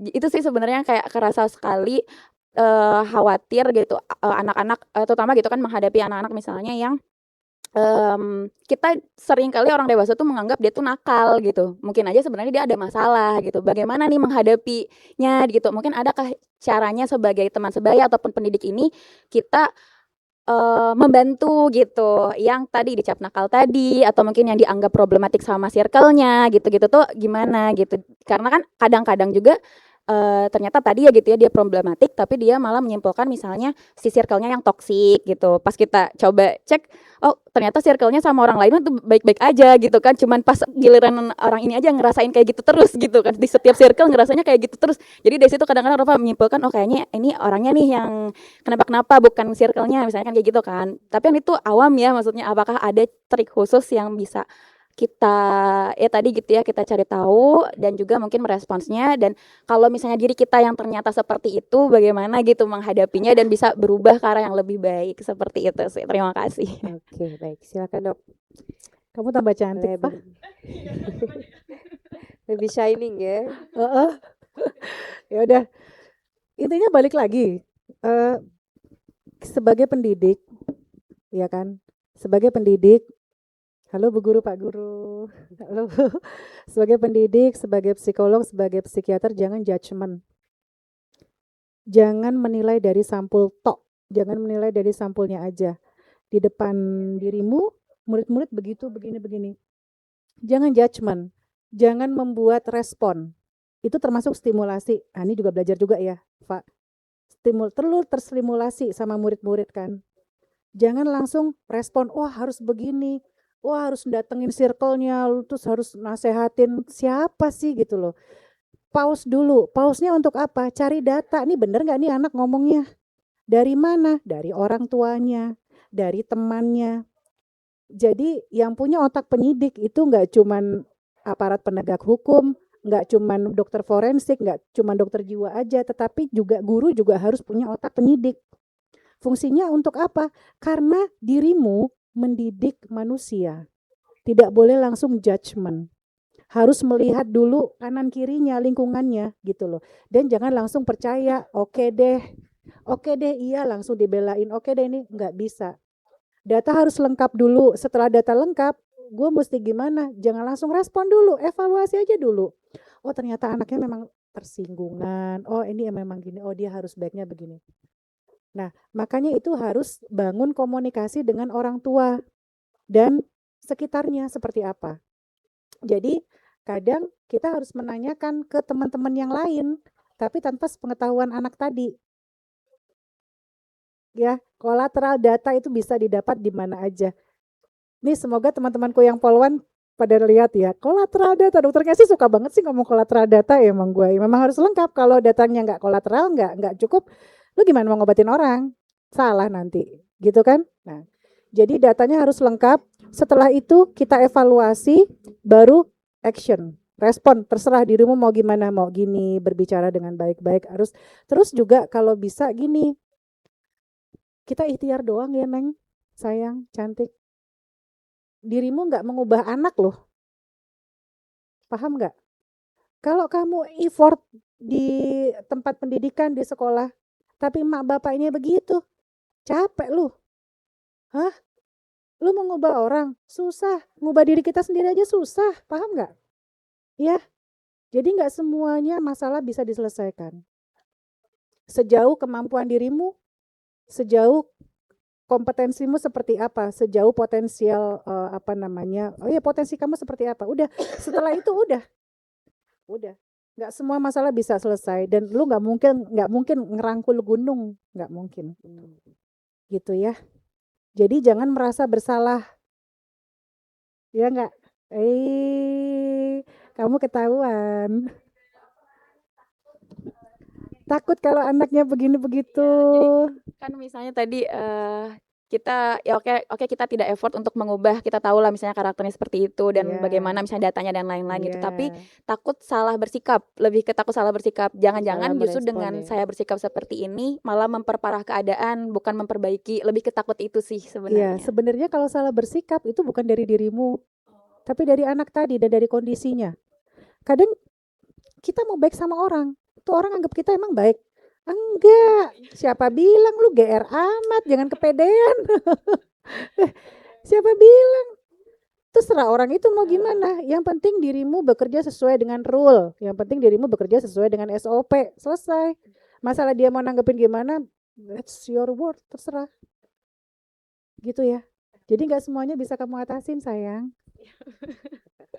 Oke, Terima kasih dokter. sama-sama. Oke. Ada lagi Ada lagi? dari sebelah kanan ini. Oh, udah katanya udah ya orang stres semua. Orang stres semua katanya. Mohon maaf ya Bapak. Beliau itu yang mengatakan. Silakan. Silakan.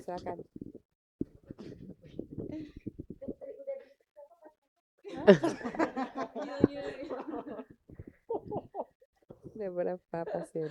Iya, silakan, monggo. Assalamualaikum warahmatullahi wabarakatuh. Waalaikumsalam. Oke, perkenalkan nama saya Pak Hari. Gaya loh, sebut nama. Ya udah, Mr. F. Nggak apa-apa. Mr. F aja ya. Oke. Ini sih aku cuma mau bertanya sekitar tentang remaja saja, remaja Bu. Remaja sekarang ini kan banyak yang cemas soal masa depan, kerjaan, ekonomi itu apakah itu normal? Apa udah bahaya maksudnya? Dan apa kebiasaan sederhana yang bisa nguatin mental remaja di tengah tekanan zaman sekarang? Itu sih pertanyaan aku. Oke. Iya. Oke.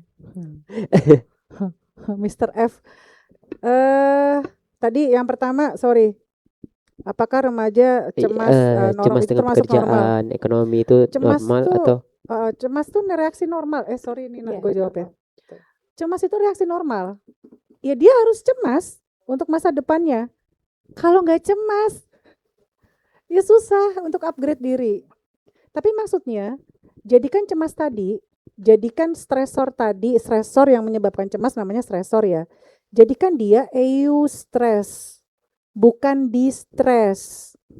Kalau eustress itu artinya kecemasan tadi itu untuk mengupgrade diri, untuk memperbaiki diri. Artinya pada saat dirimu cemas, itu otak jangan jadi ruwet, tapi dilerai. Permasalahannya apa? Random, tulis. Ditulis, ini selalu aku begini sama pasienku. Ditulis tuh benang kusut di dalam otakmu, sudah. Terus lu nomerin deh, mana yang prioritas? Dinomerin. Mana yang prioritas, mana yang nggak prioritas, mana yang penting, mana yang nggak penting. Catat itu sebelahnya, dicatat gitu. Terus kalau ya sudah, ya kan masih berantakan tuh pusing. Terserah kalau misalnya dirimu berjiwa abstrak sih yang berantakan itu justru yang bagus. Tapi kalau misalnya dirimu anarkastik, kepribadiannya maunya yang oke, yang apik, ya udah lu tulis lagi di lembar satunya. Satu problemnya. Tadi kan udah dinomerin kan? Itu satu ini, dua ini, dua ini. Setelah itu problem solvingnya apa? Jadi jangan biarkan cemasnya itu bermain di sini terus lu diam, iya aku cemas, ya terus thinking, berpikir gimana untuk solusinya. Ditulis problem solvingnya gimana. Terus ikhtiarnya gimana. Kalau sudah oke, lu centangin deh Mr. F, tek, oke. Artinya dipikirin nggak usah. Artinya dirimu sudah oke nih, sudah survive yang ini. Enak aja lu bebas dari cemas, ntar dulu. Masih hidup. Manusia hidup itu normally cemas ya. Maksudnya adalah kalau suatu saat Mr. F bertemu lagi dengan konflik atau permasalahan yang sama, cara penanganannya itu based on yang tadi lu centangin. Paham ya? Nah, itu. Jadi penting, itu bahaya nggak sih dok? Enggak, justru harus cemas. Tapi itu tadi, cemasnya diarahin. Jangan cemas yang mengontrol kita, tapi kita yang mengolah cemas tadi. Gimana caranya supaya jadi bermanfaat buat diri kita gitu loh. Pertanyaan pertama. Pertanyaan kedua tadi apa? apakah kebiasaan sederhana yang bisa nguatin mental remaja yang di tengah zaman sekarang ini? Kebiasaan sederhana. Ya Allah, cuma deket doang sama Allah doang. Iya, kok bener sih. Ya qadarullah, aku neliti masalah spiritual religi waktu itu. Terus deh. Memang yang namanya zikir, yang namanya kita berdoa, itu secara guideline, bukan secara guideline, sorry, berdasarkan jurnal, baik itu jurnal psikolog maupun itu jurnal dari psikiater, itu akan meningkatkan aktivitas GABA. Lu nggak usah bayar keluar duit buat beli obat-obat meningkatkan GABA. Apaan dok obatnya? Alprazolam, diazepam, lorazepam, clonazepam. Nah, itu untuk meningkatkan GABA. Nggak perlu, dengan zikir secara perlahan dan zikir lo yang benar, insya Allah itu sudah masuk ke ambang itu. Pertama itu. Yang kedua, ya semoga masih sholat kita semua ya, sujudnya agak lama. Kenapa? Karena ada 7 organ di dalam, kayaknya udah pernah ngomong ya? Iya. 7 organ di dalam otak kita yang tidak langsung diperdarai oleh sistem metabolisme, sistem peredaran darah kita. Terus gimana dok caranya itu biar berdarah dia? Biar diperdarai gimana? Ya lo sujud, nungging, Gerakannya ya. gerakan kita minta tolong, untuk kita minta bantuan gerakan gravitasi tadi supaya dia daerah mana sih itu dok? 7 organ tadi, daerah mesolimbik, daerah mana? Amigdala, balik lagi, daerah kecemasan, prefrontal cortex kita, area berpikir, area kognitif kita. Ya, kenapa? Ya qadarullah Allah bikinnya begitu tuh arsiteknya. Jadi ya kita ya harus bisa ngikutin perintahnya untuk sholat, ya udah kita sholat biar apa? Biar lempeng. Makanya saya bingung untuk pasien-pasien saya yang non muslim. Nungging deh Kok nungging lah. Berapa lama dok? Kadang kan lansia ya, ada popo, ada ini, ada yang muslim, ada yang ya pokoknya yang non muslim. Pokoknya saya suruh nungging. Pokoknya sehari mau 3 kali, mau 5 kali, agak lama ya, tapi jangan kelamaan, jangan sampai tidur. Kadang suka enak dok, suka tidur, ya jangan, takutnya nafasnya juga ya, gitu. Jadi dengan tauhid, dengan kita mendekat diri ke Allah, dengan kita mendekat diri ke spiritual kita, itu udah paling sederhana banget dan gak usah pakai effort. Yakin lu pakai effort wudu, lu aja yang males kali kalau misalnya ya, sorry. Kan gampang gak sih? Ya udah. Kalau yang non muslim gimana dok? Itu tadi nungging. Nungging jelek banget ya bahasanya ya. Sujud ya. Ya, sujud. Sujud pertama atau apa ya? Sikap lilin. Ya, ke atas ke bawah. Nah, itu lumayan oke. Lumayan oke. Terus mendekat lah. Ya, istilahnya ya mau kita nggak bisa menolak takdir, tetapi setidaknya dengan amal soleh kita, takdir kita insya Allah lebih baik lagi. Tawakal ya. Tawakal iya, tapi iya, oke tawakal, tapi kayaknya tawakal itu ya memang benar jawabannya, cuma terlalu berat ya. Terlalu berat. Harus kita looking in dulu, setelah looking in kita terima aja harus gimana, tetap ikhtiar ya, itu jatuhnya tawakal ya. Ya, kita harus melihat dulu diri kita itu gimana, kita harus gimana gitu. Ya insya Allah sih bagus aja nanti kesananya. Dan kita ngerasa oh ya udah. Dan kalau misalnya suatu keburukan, misalnya lagi sakit nih, Nina lagi sakit, aku lagi depresi nih, emosiku lagi nggak stabil, ya kan? Nah, alhamdulillah tadi pagi emosi nggak stabil. Kenapa? Setidaknya tadi siang gue bisa tidur ngumpulin energi buat pasien-pasienku di sore hari, gitu. Qadarullah tadi ada pasien, makanya agak telat tadi datang ke sini. Ya alhamdulillah. Coba kalau misalnya aku nggak tantrum. Misalnya Nina juga misalnya nggak sakit, dia nggak bisa istirahat kan? Ntar Gunung Everest lu naikin, ya nggak? Ya kan? Kita butuh istirahat. Kalau nggak mitokondria kita, sel kita berantakan, ATP kita terlalu berat, ya terlalu banyak keluar, sel-sel kita terlalu berat untuk bekerja. Akhirnya apa? Burn out. Hah? Emang beda ditempeleng kalau ngantuk terus ya. sorry. Kalau ngantuk terus juga bisa jadi stres, hipersomnia. Bapak boleh ke poli saya atau ke psikolog dulu? Psikolog dulu boleh. Psikolog Gitu. dulu ya dok ya. Psikolog dulu deh. Gue mau istirahat ke psikolog dulu deh. Gitu ya, Mr. F ya. Oke. Ya, sama-sama. Bismillah. Halo Teh. Assalamualaikum warahmatullahi wabarakatuh. Waalaikumsalam. Saya mungkin bertanya dari sisi saya sebagai orang tua Hmm. yang punya anak remaja 4, salah satunya ini. Anaknya keren kok. Yang begininya ada 4. Ya enggak, alhamdulillah. Buat gua satu Masya sini. Buat gua satu. Jadi Gimana? mungkin kesehariannya saya lebih banyak jadi murid anak-anak sih sebetulnya, karena mereka mungkin karena banyak pengalaman di luar ya, jadi banyak ngajarin orang tua gitu. Nah, Iya, tadi banyak ngajarin dikatakan orang tua. Iya, oleh apa? dokter ada istilah orang tua tantrum ya, Iya, tantrum orang tadi. iya, Nah, tantrum. itu batasan sudah terindikasi tantrum itu seperti apa? Lu kok angkat tangan sih? Karena saya juga merasa kamu diam.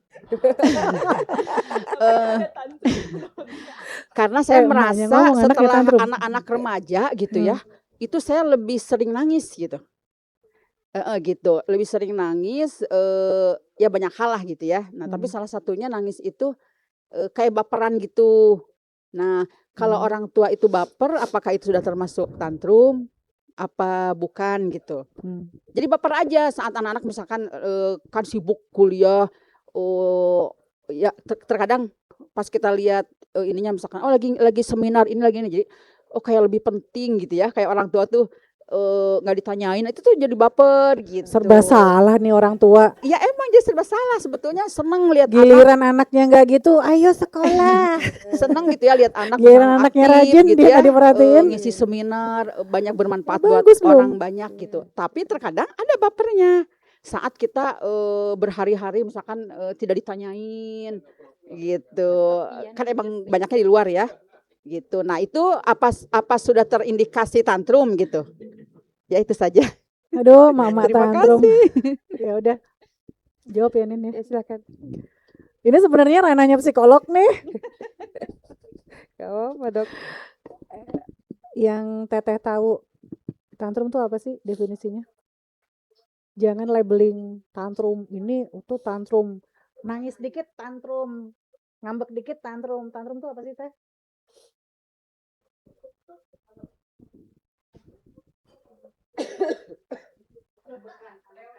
Rewel, nggak jelas. Nggak jelas ya, hari ini gue masak oyong, besok masak tempe, nggak jelas ya. Gini Teh, tantrum itu kan dia kan sebuah perilaku hiperaktivitas, agresivitas, impulsivitas itu jadi satu. Dan itu tidak terarah. Tantrumnya itu ada yang murni tantrum, ada yang tantrumnya cuman fake untuk seeking attention, cari perhatian.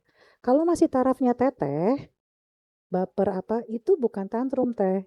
Memang perasaannya jadi lembut karena kita semakin lama semakin tua, ya kan? Terus sensitivitas kita meningkat. Nah, kita maunya anak itu kayak ngelus-ngelus kita mulu. Tapi di satu sisi tuh anak harus cari duit, bener nggak? Susah kan? Jadi perlunya komunikasi, perlunya maklum yang besar. Dan kalau menurut saya itu bukan tantrum Teh. Kecuali misalnya Teteh ngamuk, lempar kompor, tapi ngelemparnya mikir dulu, yang mahal jangan dilempar, yang murah aja dilempar. Suami jangan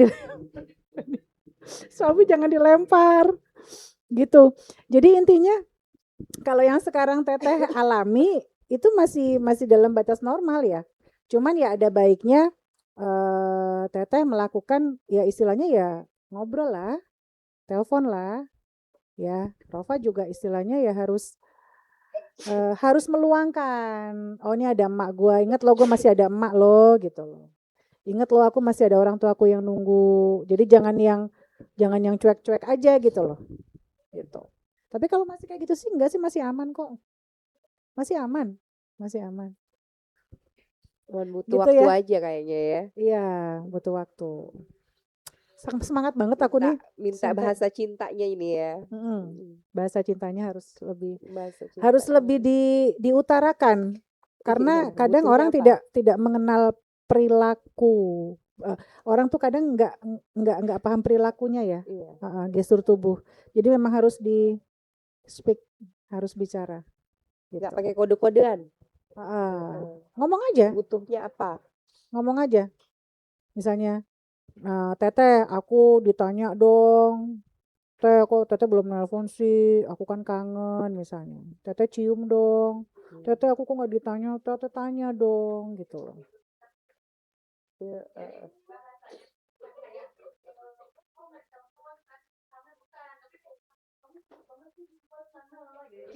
Kenapa sih nggak berusaha untuk jujur? Orang tua, kenapa nggak berusaha untuk jujur perasaannya? Kayaknya cuman gue doang kali ya gitu sama anak gue ya. Hamni ibu dipeluk, Hamni ibu kangen. Ya. Bicaralah, just speak up. Kalau kayak gitu mana tahu gadismu. Ya, coba sekali-sekali dirayu. Halo. Tapi di rumah berantem nih. Aman ya Teh? Aman. Oke ya. Jadi masih normal ya Teh? Masih normal. Jadi ini juga Iya dong. Ya kalau egonya nggak diturunin susah. Itu waktu-waktu sih kayaknya sih ya. Gitu. Ya silakan Bu Tanti. Nggak ada yang pada berani nanyain LGBT nih dok. Iya. Ya ini tuh LGBT balik lagi ke ABC. Katanya Belitung udah sangat rawan. Maksudnya gini, apakah ini memang hanya dianggap fenomena kota besar? Atau Belitung yang memang juga sudah kota besar? Atau sebetulnya memang udah di mana-mana gitu? Jadi tren malah kesannya begitu. Ya. Ya artinya jadi tren. Kalau udah jadi tren tuh kalau nggak ikut kamu nggak ditemenin gitu. Nggak Ya. ada hak asasi ya. Iya, Kami kan punya hak asasi gitu ya. Iya. Hak Kesannya. asasinya yang benar dulu dong. Iya Mereka dong. pakai Menunjukkan hak asasi. Ya kita bukan menghormati ya, memang itu udah ranahnya udah negatif gitu. Karena ya sorry ya. Kalau menurutku ini itu genosida indirect.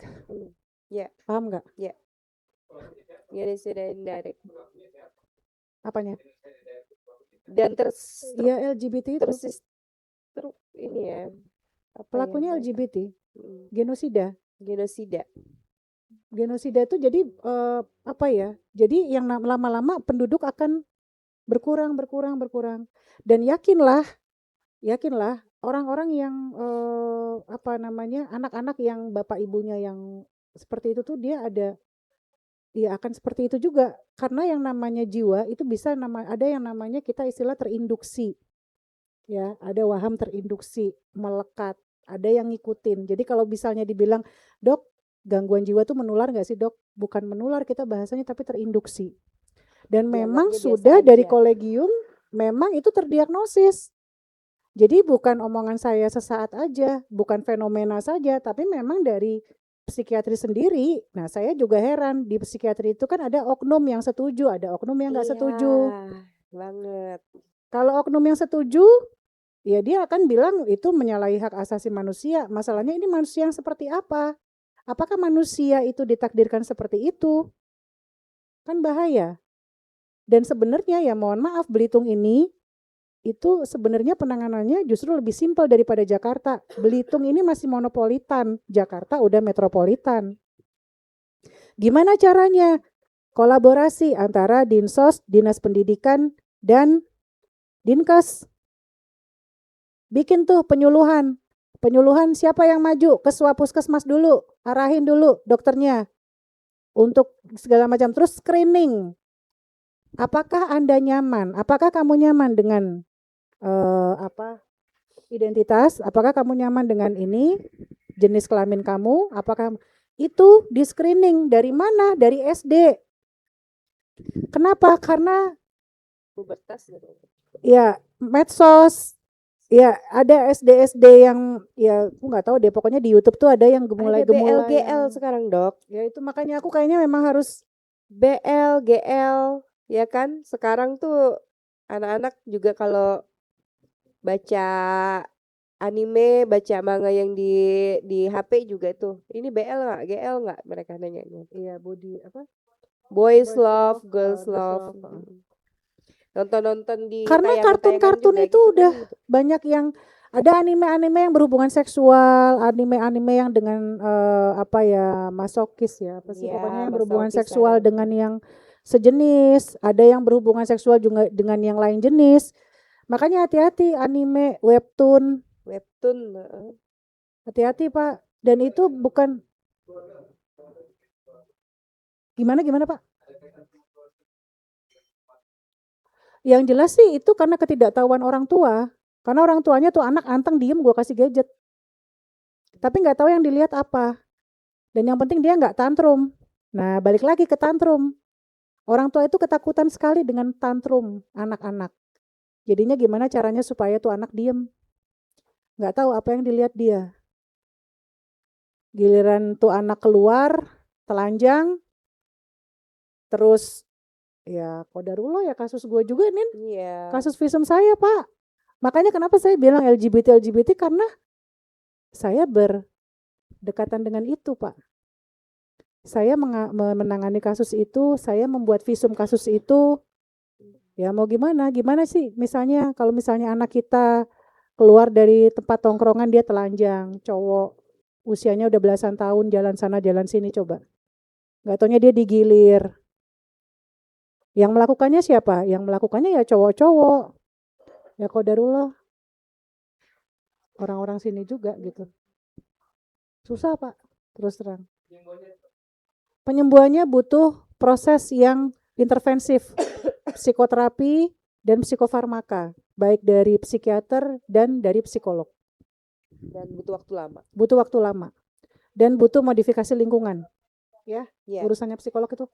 Itu harus diputus dulu aksesnya Iya. kepada itu. Nah, sebelum diputus kita harus cari tahu dulu datanya. Balik lagi, data kolateral. Fa, data kolateral. Caranya gimana? Tadi nih, Dinsos, nanti ada lu Nin, Dinkes. Yuk kita sama-sama, Dinsos, Dinkes sama Pendidikan. Dinas Pendidikan. Aktifkan Kementerian lagi Agama geswanya, giatkan lagi itu kan geswa Kespro.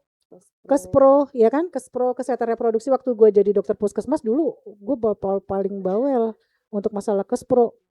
SMK, SMP, SMA Pak saya. SD dulu waktu saya di Perawas. Itu SD, tapi memang kekurangannya dulu saya karena gender dysphoria itu tidak terlalu up, jadi tidak ada screening masalah kenyamanan jenis kelamin. Nah itu gimana? Bisa nggak disembuhkan? Nah balik lagi, jangan sampai manusianya itu menjadi ego sintonik. Ada dua ego sistem ya.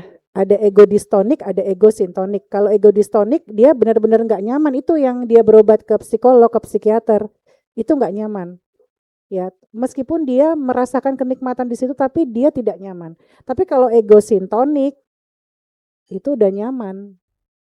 Nah, jadi korban kemudian jadi pelaku lagi. iya, dia. yang kasus Itu saya jadi tanganin siklusnya itu akan korban dan berlangsung. perilaku dan korban dan pelaku Pak, akhirnya jadi pelaku dia. Menyodomi si pelakunya yang menyodomi dia. Jadi saling sodom menyodom.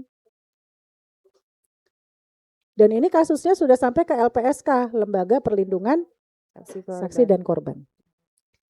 Apa sayang? Ada di sekitar kita yang bahkan mungkin langsung ngeklaim bahwa aku adalah bagian dari komunitas LGBTQ bla bla bla gitu misalnya gitu. Apa yang harus kita lakukan selain ya pasti bikin barrier ya bahwa aku tidak setuju gitu kan, aku tidak membenarkan tindakanmu dan lain-lain gitu kan. Apakah ada misalnya harus dilaporkan atau apapun gitu yang bisa kita bantu gitu untuk upayakan memberantas ini. Yang penting data dulu, valid nggak? Iya, misalnya tadi sudah sampai diakui sama Misalnya yang sudah diakui. bersangkutan. Kadang orang seeking attention juga supaya gue diperhatiin, padahal dia bukan itu. Oke. Kadang orang cari sensasi. Kadang dia nyiumin cowok sama cowok itu cuman buat konten. Beneran nggak? Makanya butuh screening, dan orang yang seperti itu tidak letterlek show up, enggak. Dia justru Oke. cover. Kalau di kasus maksudnya yang Rafa ketahui itu adalah yang bersangkutan ini memang mengakui bagian dari itu, tapi bukan apa sih kata dia tuh, tidak, jadi intinya dia tidak punya hasrat terhadap siapapun secara, jadi buta gender lah gitu istilahnya, tapi bagian dari komunitas itu. Terus mengakui, lalu kadang spillnya tuh cuman spill dikit lah kalau di konten tuh gitu, spill dikit gitu. Udah itu yang Rafa tahu, dia tuh memang sudah sering konsultasi dengan psikolog dan psikiater terkait masalah hidupnya, tapi bukan tentang yang dialami itu. Jadi Rafa bisa bilang dia tetap merasa bagian dari komunitas itu gitu. Makanya agak bingung nih, satu sisi teman gitu, satu sisi dia prestasinya tinggi juga dan lain-lain, tapi di satu sisi ada rasa nggak bisa nih gitu kan, harus seperti apa gitu bersikapnya sebagai Cewek, cowok? seorang teman kayak gitu. Cewek, cowok? Cewek. Jadi itu mesti harus ada pendekatan juga ke orang tua ya. Masuk ke pendekatan religi, harus masuk juga. Terus bisa juga dia menutupi dari psikolog dan psikiaternya. Oh iya. Dan di level ini kenapa juga akhirnya bingung ya, karena diceritakan dari yang bersangkutan juga itu tuh background dari keluarganya memang broken home dan trauma yang keluarganya tuh religius gitu, trauma religi gitu. Jadi cukup kompleks. Ya maksudnya karena trauma sama mungkin pendidikan orang tuanya tuh ke agamis, tapi ternyata itu bikin trauma gitu ke anaknya kayak gitu. Ini matching ya sama penelitianku yang kedua waktu pas aku di psikiatri. Jadi yang namanya religi, kalau dari penelitian yang pernah aku bikin berdasarkan data, itu agama memang bisa membuat kecemasan, bisa membuat kenyamanan. Tergantung dari yang mana nih kita mau mengambilnya, ya. Kalau orang tadi berpikiran dereistik, balik lagi ke gangguan pikiran sebenarnya, Nin. Jadi kita nggak bisa belajar agama sendiri, nggak bisa otodidak. Memang harus ada guru. Kalau kita berpikiran dereistik tuh gimana ya? Berpikiran primer. Jadi letterlek tuh nerima mentah-mentah tanpa diproses, itu bisa menjadi agama suatu kecemasan. Tapi kalau ada guru, ya qadarullah, Islam itu memudahkan semuanya sebenarnya ya, tapi sesuai dengan syariat, itu agama itu adalah suatu kenyamanan gitu loh. Ya jadi pada saat penelitian saya dulu, itu saya menilai dulu, ini orang ini religinya gimana. Ini orang ini religinya kayaknya, ada orang yang unreligion ada orang yang religinya oke. Nah orang yang unreligion itu nggak saya teliti, ngapain juga ngabisin waktu. Karena waktu itu saya mau menilai tingkat kecemasan orang-orang yang religi gitu. Nah itu jadi tergantung dari tadi dari yang proses pikirnya, itu harus ada tenaga profesional masuk ke situ. Kamu percaya dia sudah ke psikiater, kamu percaya dia udah ke psikolog? Iya, percaya, karena memang cukup dekat gitu. Cukup dekat. Ya, cukup dekat, dan pernah juga kayak mungkin lebih ke apa buktinya? Pernah ada obatnya?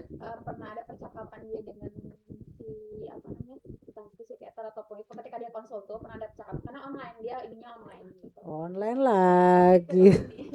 Kan sekarang kan banyak ini kan yang kayak Aduh. biro seperti itu secara online kan, kayak gitu. Saranin deh untuk ketemu muka sama psikiater atau psikolog ya, sayang. Iya, kalau online kan psikiaternya, psikolognya kan bisa saja taking attention dari dia. Bisa aja dia manipulasi. Udah, kalau misalnya online nggak valid. Sorry ya teman-teman. Mendingan ketemu deh. Supaya psikiaternya juga nggak judgement gitu loh, dan juga nggak salah mendiagnosis. Iya dong, bisa salah dong mendiagnosis kalau kayak gitu. Yakin loh dia cemas, dia cuma cari perhatian doang kok. Gitu. Kita tuh jangan langsung percaya dengan teman kita misalnya apa-apa, enggak dulu. Jadi biasa aja. Karena kalau kita terlalu deep dengan seseorang, sakit. Dan kamu nggak bisa objektif, Pak.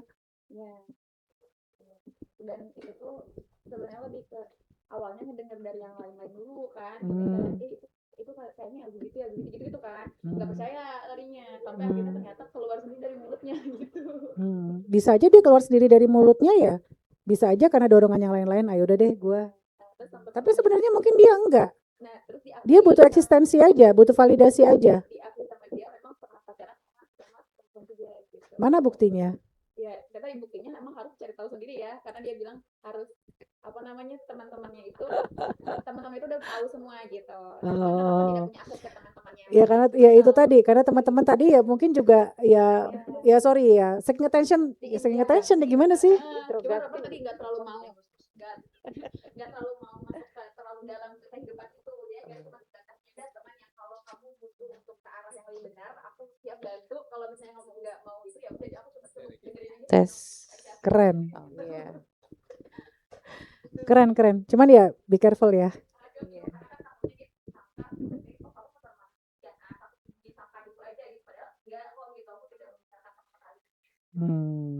Hanya ketakutan sesaat aja. Oke. Itu jadi responnya seperti itu ya, cara kita bersikap. Ya. Ya udah saranku ke psikolog atau ke psikolog dulu deh, Psikolog dulu. Siapa tahu baru nggak ke psikiater. orang tuh, Dok, ini balik lagi ke ini ya, LGBT tuh nih buat edukasi juga. Ujuk-ujuk nggak sih mereka orientasi seksualnya itu seperti itu? Kan kata kalau di psikologi kan ada yang apa tuh yang Ya. Ya pokoknya ada yang diagonal gitu tuh. Iya. Jadi intinya gini, kalau di kedokteran ada yang namanya saya lupa. Tapi akhirnya Kan nggak masuk di DSM 5 kan, Dok? gender dysphoria jatuhnya. Masih masuk ya? Masih masuk. Masih di DSM 5 ya? Masih gender dysphoria. Jadi perdebatan di psikologi juga. Ambigus. Aku lupa seksual ambigus ya. Jadi gini, ada anak yang lahir memang dengan dua jenis kelamin. Nah, itu nanti dilihat waktu masa pubertasnya. Dia lebih ke arah mana nih? Ya, kalau itu fisiologis ya. Iya, nah itu fisiologis. Nah, itu bisa kita treatment. Tapi yang susah emang itu tadi yang gender dysphoria tadi. Nah, itu kita lihat ya bisa juga ya, bukan bisa juga. Yang pertama sih pola asuh, balik lagi pola asuhnya. Pola asuh dan gadget. Nature, kalau nurture-nya, Dok? Kalau nurture-nya sih dari perilaku ya, masyarakatnya. Dia berteman dengan yang seperti itu, dia berteman dengan ini, ya lingkungannya ya. dari lingkungannya, dari situ. Karena ya mohon maaf, ini kita jadi ngomongin yang sudah meninggal ya. Iya. Tapi ini untuk pembelajaran. Iya. Dan ada tokoh Salah artis satu, terkenal, ya kan? Dan dia memang dulunya memang laki-laki, ya kan? Terus karena ya mungkin balik lagi broken home dan apa-apa segala macam, akhirnya dia berteman dengan dia ngerasa nyaman di situ, dia validasinya oke, terus dia eksistensinya juga bagus, akhirnya dia masuk ke grup itu kan. Nah, grupnya grup yang pinky boy gitu. Dan akhirnya ya udah, akhirnya dia transgender kan. Nah, jadi ya epigenetik tadi bisa merubah genetik jatuhnya kalau di psikiatri loh ya. Nah, ya memang bisa. Ya, dan kita juga sebenarnya ya jangan menyalahkan ya pola asuh, ya oke lah pola asuh. Cuman kan kita kan sekarang ini kan bisa berpikir gitu loh. Kita ada otak kita untuk berpikir, ada kognitif kita untuk memilih mana yang baik mana yang enggak gitu loh. Jadi ya alangkah baiknya kalau sebelum memutuskan sesuatu, apalagi itu yang berhubungan secara personal dan seumur hidup, ya kan, itu kita nggak asal gitu aja gitu. Iya, itu dia masalah LGBT itu sangat sensitif sih ya, dan semakin menunjukkan eksistensinya sekarang. Iya, banget. Ya mungkin kapan-kapan akan dibicarakan lagi ya masalah LGBT ya, karena yang kemarin itu jadi bahan-bahannya kan hanya untuk yang remaja aja ya, yang LGBT nanti bisa sambil lalu. Iya, karena ini spektrumnya sangat luas dan mereka sangat menunjukkan, dan dari sisi hak asasinya juga seperti gimana. Kita lihat tuh kan dari sisi mereka kan POV-nya kan, aku kan nggak mau kayak gini. Ada yang bilang saya kan berada di tubuh yang salah, gitu, Dok.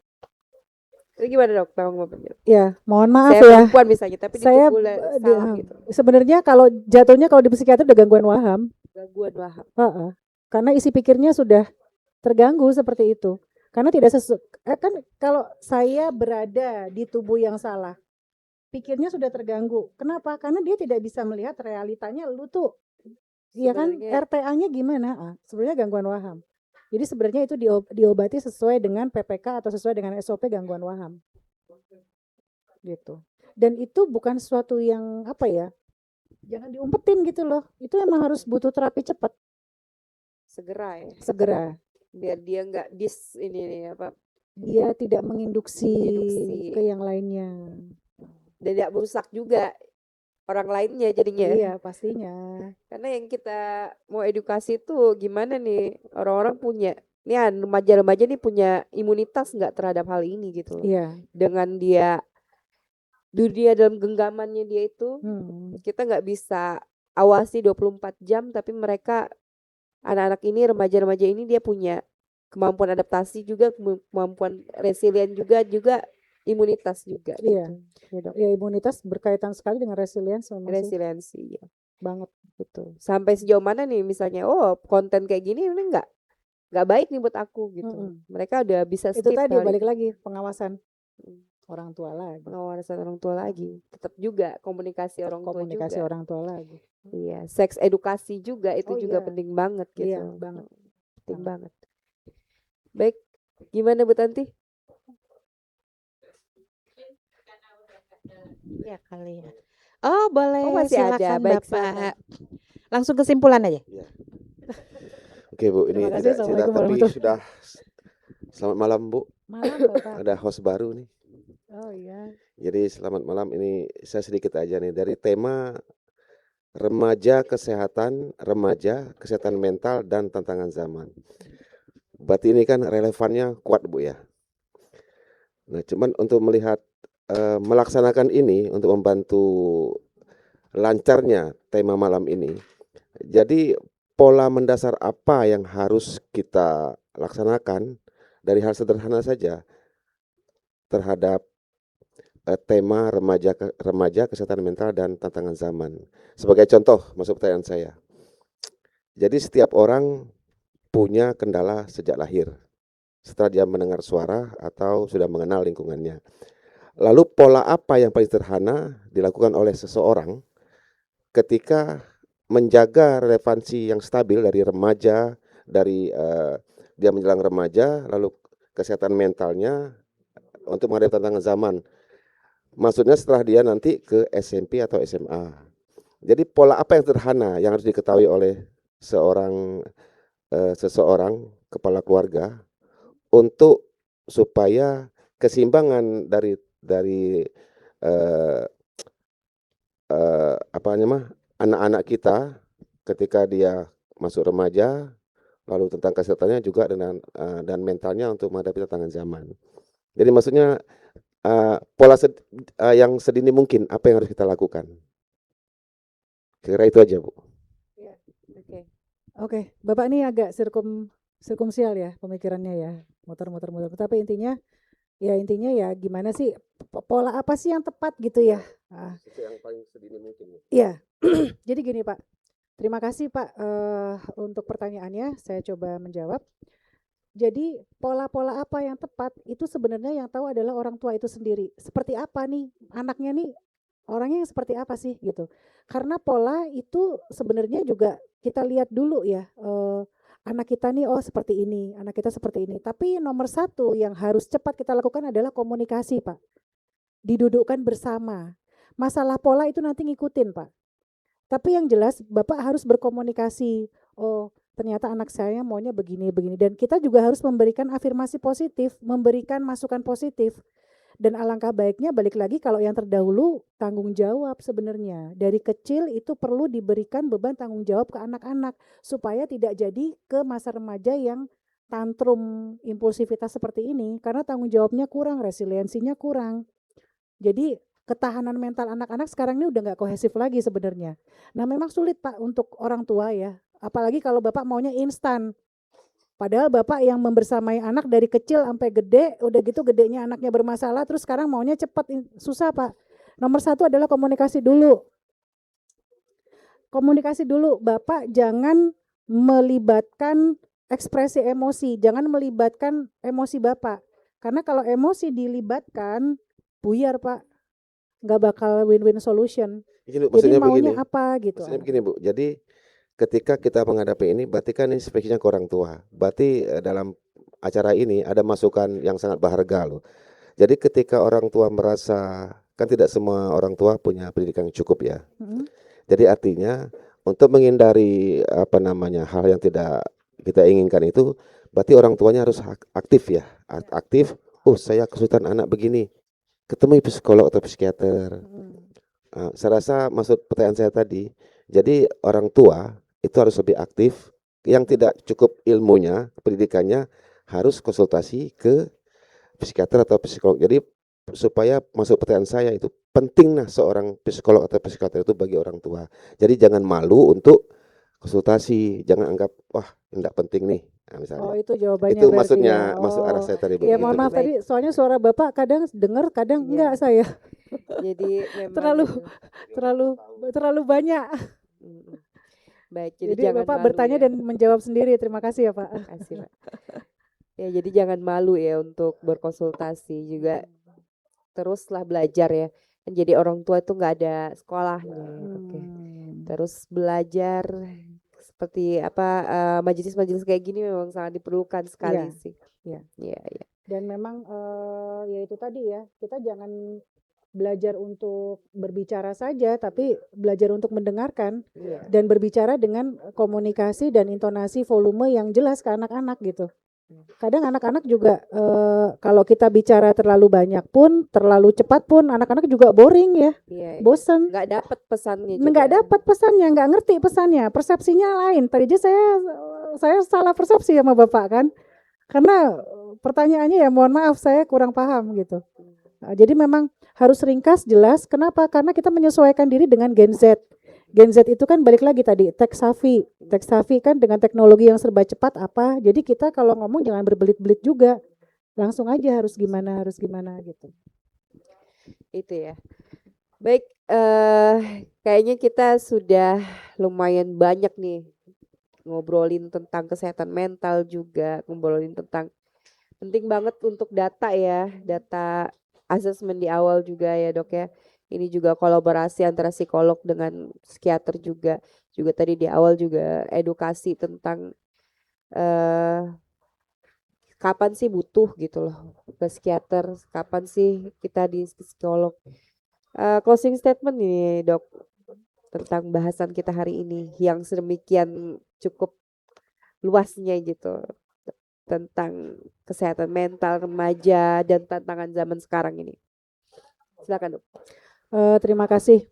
Kalau misalnya ngomongin closing statement itu kelemahan saya sebenarnya ya, dimanapun closing statement.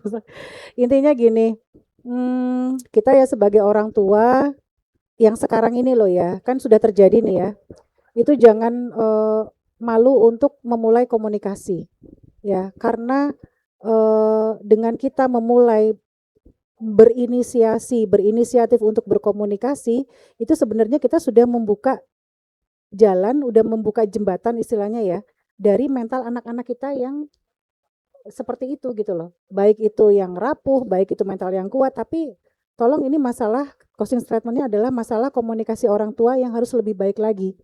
Pertama, yang kedua, memang jangan malu untuk ke profesional, baik itu ke psikiater, baik itu ke psikolog maupun ke psikiater, itu jangan malu karena yang namanya pendidikan parenting itu berkembang. Jadi nggak cuman gitu-gitu aja, ya kita berkembang menyesuaikan. Tapi ya memang kembali lagi parenting kita untuk mendekatkan diri kita ke Allah, mendekatkan diri kita ke spiritual religi itu nomor satu. Nomor satu. Iya. Ya. Pokoknya itu dulu nomor satu ya Dok ya. Itu dulu nomor satu. Dia kenal sama Allah, dia akan kenal Iya. sama dirinya sendiri. Iya. Baik, menarik Dok. Jadi banyak banget yang sudah kita dapatkan hari ini, bicara tentang kesehatan mental, kemudian bicara tentang isu-isu yang terkait dengan remaja saat ini, keresahan-keresahan kita juga sebagai orang tua juga. Bagaimana orang tua juga harus belajar, nggak nggak berhenti untuk terus belajar. Tadi sudah diungkapkan dari dokter untuk buka komunikasinya terus gitu.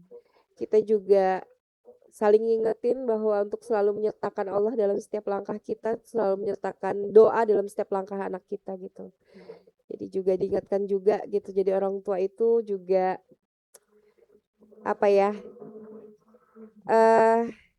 harus punya ilmunya juga dok ya, sambil belajar juga. Jadi bukan cuma punya anak aja gitu loh, tapi juga mau belajar juga gitu dan mampu juga untuk terus memperbarui ilmunya. Oke dok, kami dari tim Kelakar Podcast Pak Itam berterima kasih banyak. Semoga hari ini tercerahkan ya. Banyak sekali manfaat dari podcast hari ini.